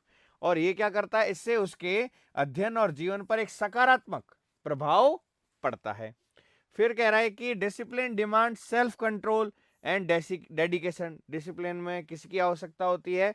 कि अनुशासन में आत्मनियंत्रण और समर्पण की जो है यहाँ पर मांग होती है। डिसिप्लिन में एक व्यक्ति यानी कि a person who can not control himself can not control others. एक इंसान जो खुद को कंट्रोल नहीं कर सकता और दूसरों को भी कंट्रोल नहीं कर सकता। एक व्यक्ति जो खुद को नियंत्रित नहीं कर सकता वो दूसरों को भी नियंत्रित नहीं कर सकता। It is a virtue and needs to be cultivated from early childhood. तो ये एक ऐसा गुण है जिसकी खेती जो है मतलब जिसका ध्यान जो है हमें बचपन से ही जो है रखना होता है। But it should not be enforced as it will fail to bring in desired result. लेकिन इसको पूरा थोपना नहीं चाहिए, ठीक है। एनफोर्स यहाँ लागू का मतलब क्या है? थोपना नहीं चाहिए, क्योंकि यह वांछित परिणाम लाने में कभी कभी विफल भी होता है। बहुत ज्यादा नहीं थोप देना चाहिए। The one who follow certain discipline rises in life, ठीक है। और जो अनुशासन का जो है पालन करता है वो अपने जीवन में आगे बढ़ता है और कुछ ना कुछ करके दिखाता है। दोज हु अचीव समथिंग, जिन्होंने भी कुछ ना कुछ अचीव किया लाइफ में, वो क्या करते हैं? Strictly follow their goals with sincere effort. वो अपने गोल्स को हासिल करने के लिए ईमानदारी से प्रयासों के साथ अपने लक्ष्यों को सख्ती से जो है पालन करते हैं। चलिए फिर आगे क्या लिखा हुआ है इसके अंदर? A student needs to be sincere. Student को कैसा होना चाहिए? सिंसियर होना चाहिए, डेडिकेटेड होना चाहिए और फोकस होना चाहिए अपने गोल्स में। If student follow principle set by the man, he will learn how to face difficulties and how to overcome them. क्या कहना चाह रहे हैं? एक छात्र को अपने लक्ष्यों के प्रति ईमानदार, समर्पित और ध्यान केंद्रित करने की आवश्यकता होती है। यदि कोई छात्र महान पुरुषों द्वारा निर्धारित सिद्धांतों का पालन करता है तो वो सीखेगा कि कठिनाइयों का समस्या कैसे करना है और उन्हें दूर कैसे करना है। तो महान लोगों को अपना रोल मॉडल मानता है तो उससे क्या कर सकता है? वो सीख सकता है कठिन दिक्कतों को कैसे सॉल्व किया जाता है, हल किया जाता है। Children should be taught that they have to follow certain rules both at home at school. और बच्चों को ये सिखाया जाना चाहिए कि उन्हें घर और स्कूल दोनों में कुछ नियमों का पालन करना चाहिए, पालन करना होगा। चलिए पहला क्वेश्चन है। पहला क्वेश्चन हमारे पास, discipline plays a major role in making child punctual, sincere, regular. समयनिष्ठ, ईमानदार, नियमित या फिर ये सभी। तो ये सभी बनाने का काम आता है। इसका करेक्ट आंसर क्या हो जाएगा? डी हो जाएगा। क्या हो जाएगा बच्चों? यह सभी। नेक्स्ट क्वेश्चन है क्वेश्चन नंबर 2। क्वेश्चन नंबर 2 है discipline demand self control and, अनुशासन आत्मनियंत्रण और डैश की मांग करता है। तो यहाँ पर हमें पैसेज के अकॉर्डिंग देना है। यहाँ पर देखो सेल्फ कंट्रोल के साथ में क्या आया है? यहाँ पर देखो इसको पढ़ो। यहाँ पर regulation, it is for decision correct and especially discipline plays a major role, punctual, regular, sincere, it has positive effect to study, discipline demand self control and dedication। कौन सा वर्ड आया बेटा? डेडिकेशन। आत्मनियंत्रण और समर्पण की मांग करता है। तो इसका कौन सा आंसर हो जाएगा? डेडिकेशन। कौन सा हो जाएगा? डेडिकेशन, यानी कि आत्मनियंत्रण और समर्पण की मांग करता है। अब यहां पर अगला क्वेश्चन है, synonym for the word dedication, ठीक है। समर्पण के लिए पर्यायवाची शब्द क्या है? प्रतिबद्धता, समयनिष्ठ, जीतना या विश्वास। ठीक है, किसी के ऊपर विश्वास होगा, डेडिकेशन तभी आएगा उसके ऊपर। तो यहाँ पर क्या हो जाएगा? ए हमारा क्या हो जाएगा? विश्वास जो है करेक्ट आंसर है। अगला है the appropriate title for the passage. अनुच्छेद के लिए उपयुक्त शीर्षक क्या है? इस तरह का क्वेश्चन भी आता है। Self control, sincerity, discipline, rules and regulation. तो हमें सब कुछ अनुशासन या डिसिप्लिन के बारे में बताया है। तो सी हमारा इसका क्या हो जाएगा? करेक्ट आंसर हो जाएगा। और क्वेश्चन नंबर 5 हमसे पूछा है कि इस पैसेज में how will children learn to overcome difficulties in life. Difficulties अपने लाइफ से कैसे निकल सकता है? तो हमने पढ़ा था कि जो महान लोग हैं, आदर्श लोग हैं, उनको फॉलो करेगा, ठीक है। तो महान पुरुषों द्वारा निर्धारित कुछ सिद्धांतों का पालन करेगा तो अपनी लाइफ के अंदर डिफिकल्टीज से वो बाहर आ सकता है। ठीक है बच्चों, नेक्स्ट क्वेश्चन, नेक्स्ट पैसेज है अनुच्छेद 2, पैसेज नंबर 2 में बात करते हैं कि क्या कह रहा है इसमें। A 24-year-old boy seeing out from the trains window shouted, जोर से चिल्लाया। और क्या कहता है, एक 24 साल का लड़का ट्रेन की खिड़की से बाहर देखता है और चिल्लाया, पिताजी देखो पीछे पेड़ जा रहे हैं। Dad look that the trees are going behind. Dad smile and a young couple sitting nearby look at 24-year-old childish behavior with a pity। दया से देखते हैं। सडनली ही अगेन एक्सक्लेम्ड। सो पिताजी मुस्कुराए और कहा, पास में बैठे युवा जोड़े ने 24 साल के बच्चे के दयालु व्यवहार बच्चे को दयालु व्यवहार से देखा। ठीक है, दया से देखा। क्या हो गया भाई, ये क्या हो रहा है इस बच्चे, ये 24 साल का लड़का छोटे बच्चों जैसे क्यों कह रहा है, देखो देखो पापा पेड़ जा रहे हैं, है ना, अजीब ही लगेगा उनको। अचानक फिर से बोला, पिताजी देखो हम बादल हमारे साथ साथ चल रहे हैं। ठीक है, जैसे छोटे बच्चे नहीं होते 4-5 साल के या 2-3 साल के। Dad, look, the clouds are running with us. The couple could not resist and said to old man। और जो कपल पास में बैठा हुआ था ये, वो रोक नहीं पाया और उसने वापस पूछ लिया। जो दंपति जोड़ा बैठा था, दंपति विरोध नहीं कर सके और बूढ़े व्यक्ति से कहा, आप अपने बेटे को एक अच्छे डॉक्टर के पास क्यों नहीं ले जाते? Why don't you take your son to a good school, good doctor? The old man smiled। वो बूढ़ा आदमी, वृद्ध व्यक्ति जो है, मुस्कुराया और उसने कहा कि I did and we are just coming from the hospital। उसने कहा, मैंने अभी हॉस्पिटल से चेक करवा के आ रहा हूँ इसको, और ये अभी अभी हॉस्पिटल से आ रहा है। मेरा बेटा जन्म से अंधा था, उसे आज ही मेरी आँख लगी, मतलब आज ही मैंने उसको अपनी जो है आँख लगाई है। My son was blind from birth, he just got his eyes today. ठीक है, उसको आज ही जो है आँख जो है लगवाई गई है। Every single person on the planet has a story. और हर किसी की अपनी अपनी कहानी है। संसार में हर व्यक्ति की एक अपनी अपनी कहानी है। इससे पहले कि आप किसी को सही मायने में जान लो, कभी किसी का अनुमान मत लगाओ। तो किसी के बारे में पूर्व धारणा बना के मत रखो। ठीक है, या फिर पहले से ही अपने मन में कुछ जो है सोच के मत रखो। द डोंट जज people before you truly know them. बिना जाने उनके ऊपर जो है पूर्व धारणा हमें नहीं बनानी चाहिए। The truth behind might surprise you. लेकिन जो क्योंकि हकीकत जो है वो आपको चौंका सकती है, क्योंकि सच आपको चौंका सकता है। तो क्या बनते हैं इसके क्वेश्चन आंसर, चलिए देखते हैं। पैसेज पढ़ लोगे तो बड़े आसानी से दे सकते हो।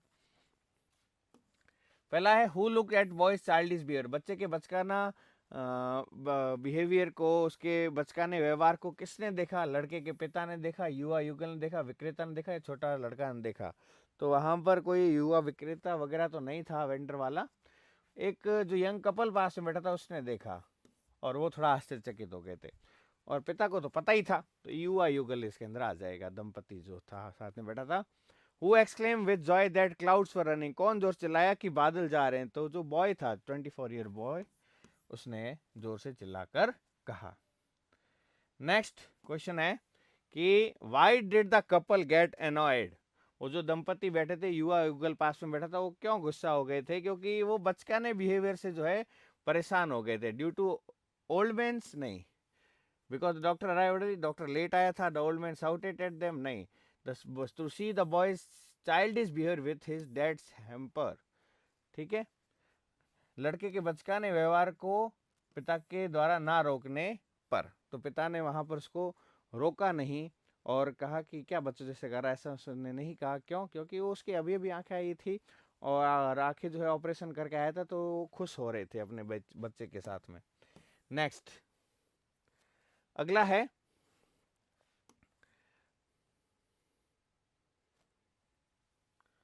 According to passage the word resist means. Resist मतलब क्या करना? रोकना, प्रिवेंट करना, रोकना उसको। ठीक है, तो इसका ये डी वाला जो है सही बन रहा है। स्पष्टीकरण, व्यर्थ, जटिल, ये प्रॉपर जो है इसका कोई अर्थ इससे मिलता जुलता नहीं है। ठीक है, तो इसका मीनिंग क्या आ रहा है? रोकना। उसने कोई भी जो है रजिस्ट नहीं किया, अपने अपने आप को रोक नहीं पाए दंपति, और जो है जाकर पूछ ही लिया कि भाई ये ऐसा क्यों कर रहा है। Every single person on the planet है, इस प्लेनेट के अंदर जो कोई भी व्यक्ति, उस खुद की, उस सभी की क्या है? अपनी खुद की कोई ना कोई स्टोरी है। उनकी क्या होती है? खुद की कोई ना कोई कहानी होती है। ठीक है, ये भी पैसेज के अकॉर्डिंग हमने लिया है। नेक्स्ट पैसेज है पैसेज नंबर 3। नेक्स्ट पैसेज कौन सा है हमारा? Passage number 3। इस पैसेज नंबर 3 में हमसे क्या कह रहे हैं? A horse is very useful animal, it is found almost every country. एक घोड़ा जो होता है बहुत ही यूजफुल एनिमल होता है, हर कंट्री में पाया जाता है। ठीक है, घोड़ा बहुत उपयोगी जानवर है, लगभग हर देश में पाया जाता है। It feeds on grass and gram, वो क्या खाता है, घास और चने खाता है। ठीक है, it is use for riding over long distance, लंबी दूरी पर जाने के लिए पहले घोड़े का इस्तेमाल हुआ करता था, इसका उपयोग लंबी दूरी सवारी करने के लिए किया जाता है। It is used in the cities for carrying luggage by cart, और शहरों के अंदर इसका जो है शहरों में गाड़ी के अंदर जो है गाड़ी के ऊपर सामान वगैरह ले जाने के लिए होता है, घोड़ा गाड़ी वगैरह बनाने के लिए इसका इस्तेमाल होता है। And Arabian horse is world famous, पर जो अरबी घोड़ा होता है वो पूरा विश्व प्रसिद्ध है। किस लिए विश्व प्रसिद्ध है, क्योंकि उसकी स्पीड अच्छी है, उसकी कदकाठी अच्छी है। It is used by the military to carry soldier, इसलिए मिलिट्री वाले जो सेना वाले हैं वो भी अरबी घोड़ों का इस्तेमाल करते हैं। It is also use in sport, जैसे पोलो, जैसे कई रेसिंग पोलो वगैरह है, ऐसे कई पॉपुलर स्पोर्ट्स है जिसके अंदर क्या किया जाता है, इस हॉर्स का काफ़ी इंपॉर्टेंट रोल होता है, और हॉर्स रेसिंग भी होती है उसके अंदर भी होता है। तो इसका उपयोग खेलों में भी किया जाता है, घुड़दौड़ हो गई और पोलो जो हो गए वो लोकप्रिय खेल है जिसमें घोड़े की एक महत्वपूर्ण जो है भूमिका होती है, वो भूमिका निभाता है। Horses are kept in the stable, घोड़ों को कहाँ रखा जाता है, अस्तबल में रखा जाता है। कहाँ रखा जाता है बेटा, अस्तबल में रखा जाता है, घोड़ों के रखने की जगह होगा। और इसकी जो है बहुत ज़्यादा हमें केयर करनी पड़ती है, प्रॉपर डाइट देनी पड़ती है, उनको साफ सुथरा रखना पड़ता है, और हेल्दी भी रखना पड़ता है और फिट भी रखना पड़ता है। तो उनको स्वस्थ और फिट रखने के लिए एक बड़ी देखभाल और उचित आहार की आवश्यकता होती है। अब बात करते हैं इनके क्वेश्चन आंसर के बारे में, प्रश्न उत्तर के बारे में। पहला क्वेश्चन है, घोड़ा क्या खाता है। ठीक है, भोजन के तौर पर क्या खाता है, घास और चना खाएगा, सुना होगा। घोड़ा घास से दोस्ती करेगा, खाएगा क्या, तो ड्राई फ्रूट नहीं, वेजिटेबल और फ्रूट नहीं, भूसा और ब्रेड नहीं, ये ग्रास और ग्राम खाएगा, घास और चना खाएगा। ठीक है, how is the horse used in cities, cities के अंदर, शहरों के अंदर घोड़े का इस्तेमाल कैसे किया जाता है, सामान वगैरह जो उठाने के लिए, एक गाड़ी से सामान ले जाने के लिए। अगला क्वेश्चन है, which horse is used in military, सेना में किस घोड़े का उपयोग किया जाता है। तो जो अरबी घोड़ा होता है उसका सेना में उपयोग किया जाता है, ये भी हमने पढ़ लिया। नेक्स्ट क्वेश्चन है, घोड़ों को कहाँ पर पालतू बनाया जाता है, घोड़ों को कहाँ पर रखा जाता है, डोमेस्टिकेटेड किया जाता है, तो स्टेबल के अंदर। उनके रहने की जो है जगह को क्या कहते हैं, हम अस्तबल कहते हैं। ठीक है, और अगला 15 क्वेश्चन है, the opposite of healthy, healthy का क्या हो जाएगा, अनहेल्दी हो जाएगा। स्वस्थ का क्या हो जाएगा, अस्वस्थ, तो इसका क्या हो जाएगा, सी बिल्कुल करेक्ट आंसर है। बहुत बढ़िया, बहुत ही इजी पैसेज था। अगर आपने पैसेज पढ़ लिया है और उसके क्वेश्चन आंसर जो है बड़ी आसानी से दे सकते हो, पैसेज थोड़ा ढंग से पढ़ना पड़ेगा। चौथा क्वेश्चन जो है एक कहानी है, इस कहानी में क्या कह रहा है कि a learned pandit once visited the court of Akbar, एक विद्वान पंडित अकबर के दरबार में आया। He told the king and his courtiers that he had mastery over many different languages, और उन्हें वहाँ पर जो दरबारी थे कई अलग अलग, कहा कि मेरे पास अलग अलग भाषाओं की जो है महारत हासिल है, मैं अलग अलग भाषाओं को बड़ी आसानी से बोल सकता हूँ। The Pandit could speak many language fluently, वो धारा प्रवाह बिना रुके लगातार कई भाषाएं जो है बोल सकते थे। और उन्होंने चैलेंज किया हर किसी को कोर्ट में कि उसकी मातृभाषा का नाम बता के बताओ, क्योंकि उस हर भाषा बहुत स्पष्ट और अच्छे तरीके से बोल पा रहा था। ठीक है, उसके लहजे वगैरह से पता ही नहीं लग रहा था कि वो कहाँ का रहने वाला है। उन्होंने अपनी मातृभाषा का नाम बताने के लिए अदालत में सभी को चुनौती दी, जो भी वहाँ पर जो राज दरबार था उसके अंदर सभी को चुनौती दी कि मेरी जो मातृभाषा है उसके बारे में पता करके बताओ। वो हिंदी, कन्नड़, तेलुगु, तमिल सारी भाषाएं बहुत अच्छे से बोल लेता था, गुजराती, ठीक है, Marwari. When everyone failed, the challenge was taken up by Birbal, जब हर कोई फेल हो गया, हर किसी ने अपने अपने लोकल लैंग्वेज में जाकर उससे बात कर ली, फिर उसके बाद में जब सभी असफल हो गए तो बीरबल ने चुनौती को स्वीकार किया। उसने कहा बस मुझे एक रात का समय दीजिए। ठीक है, और उस रात को क्या किया, Birbal went kindly to pandit room when he was asleep, और जब जहाँ पर पंडित सो रहा था चुपचाप बीरबल उस कमरे में चला गया। ठीक है, वो पंडित के कान में फुसफुसाया, उसके कान में से एक पंख लगा दिया और धीरे से यूं खुशफुस करके जोर से यूं पंख लगा दिया। ठीक है, he whispered into the pandit's ear and tickled with a feather. The pandit awake and cried out shoutedly outward in his own mother tongue. और जो है जैसे ही पंडित जगह, अब हम बहुत जो है फटाफट में होते हैं या फिर हम डर जाते हैं या फिर ऐसा कुछ होता है तो हमारे मुंह से हमारी मातृभाषा ही निकलती है। अब कुछ भी जो है हम कितनी भाषा सीख लें, कोई जोर से लगती है या फिर हम जैसे राजस्थान साइड वाले होंगे वो बोलेंगे ओए रे, ठीक है, आउच, इस तरह से ये शब्द जो है नहीं निकलते, आउच या फिर oh my God you had killed me like that, इस तरह से कोई शब्द नहीं निकलते। क्या निकलता है, ओए रे मार दियो रे, ओए रे। तो मतलब जो वहाँ की लोकल लैंग्वेज होगी, जो उसकी माइंड में बचपन से होगी, वो शब्द ऑटोमेटिक निकलता है डर के अंदर, ठीक है, या फिर एकदम बहुत ज़्यादा खुशी होती है तब, ठीक है, तब उसको पता लग गया कि इसकी मातृभाषा ये है। इस तरह से बीरबल ने बता दिया। चलिए क्वेश्चन आंसर है, बहुत अच्छी स्टोरी थी, क्वेश्चन आंसर के बारे में जानते हैं। चलिए तो पहला क्वेश्चन है, who visited the court of Akbar, Akbar के दरबार में कौन आया था? एक विद्वान पंडित, ए लर्नड पंडित, और पंडित का मतलब ही पढ़ा लिखा होता है, ठीक है, एक ही बात है। What did the pandit claim to know, पंडित जो है क्या जानता था? उसने कहा कि मैंने कई भाषाओं में महारत हासिल की है, to have mastery over several languages, ठीक है। नेक्स्ट क्वेश्चन है, what was the challenge by pandit, पंडित ने जो है क्या चैलेंज दिया कि उसकी मातृभाषा को पहचान के बताओ। Name the pandit mother tongue, पंडित की मातृभाषा का नाम जो है बताने को कहा। अगला क्वेश्चन है, इसका सुटेबल पैसेज का, इस पैसेज का सुटेबल टाइटल क्या हो सकता है, शीर्षक क्या हो सकता है? बीरबल का अहंकार, बीरबल या फिर बीरबल की हेकड़ी, अकबर की बुद्धिमत्ता, बीरबल एक चतुर दरबारी, या पंडित की महारत। तो बीरबल ने ज़्यादा यहाँ पर जो है अच्छा रोल निभाया है, तो बीरबल एक चतुर दरबारी, यहाँ पर ये हम इसकी पैसेज की हेडिंग डाल सकते हैं। अस्लिप मतलब क्या होता है, सोया हुआ, तो इसका ऑपोजिट क्या हो जाएगा? एंटोनिम पूछा है, विपरीत शब्द क्या हो जाएगा? तो अवेक यानी कि जो जागा हुआ है, तो सोया हुआ का समानार्थी नहीं विपरीत शब्द पूछा है तो सजग हो जाएगा, ठीक है। तो उम्मीद करता हूँ यहाँ तक सब कुछ अच्छे से समझ में आया होगा। मिलते हैं नेक्स्ट क्लास में, तब तक के लिए जय हिंद, वंदे मातरम, जय भारत, धन्यवाद। पढ़ते रहिए, आगे बढ़ते रहिए।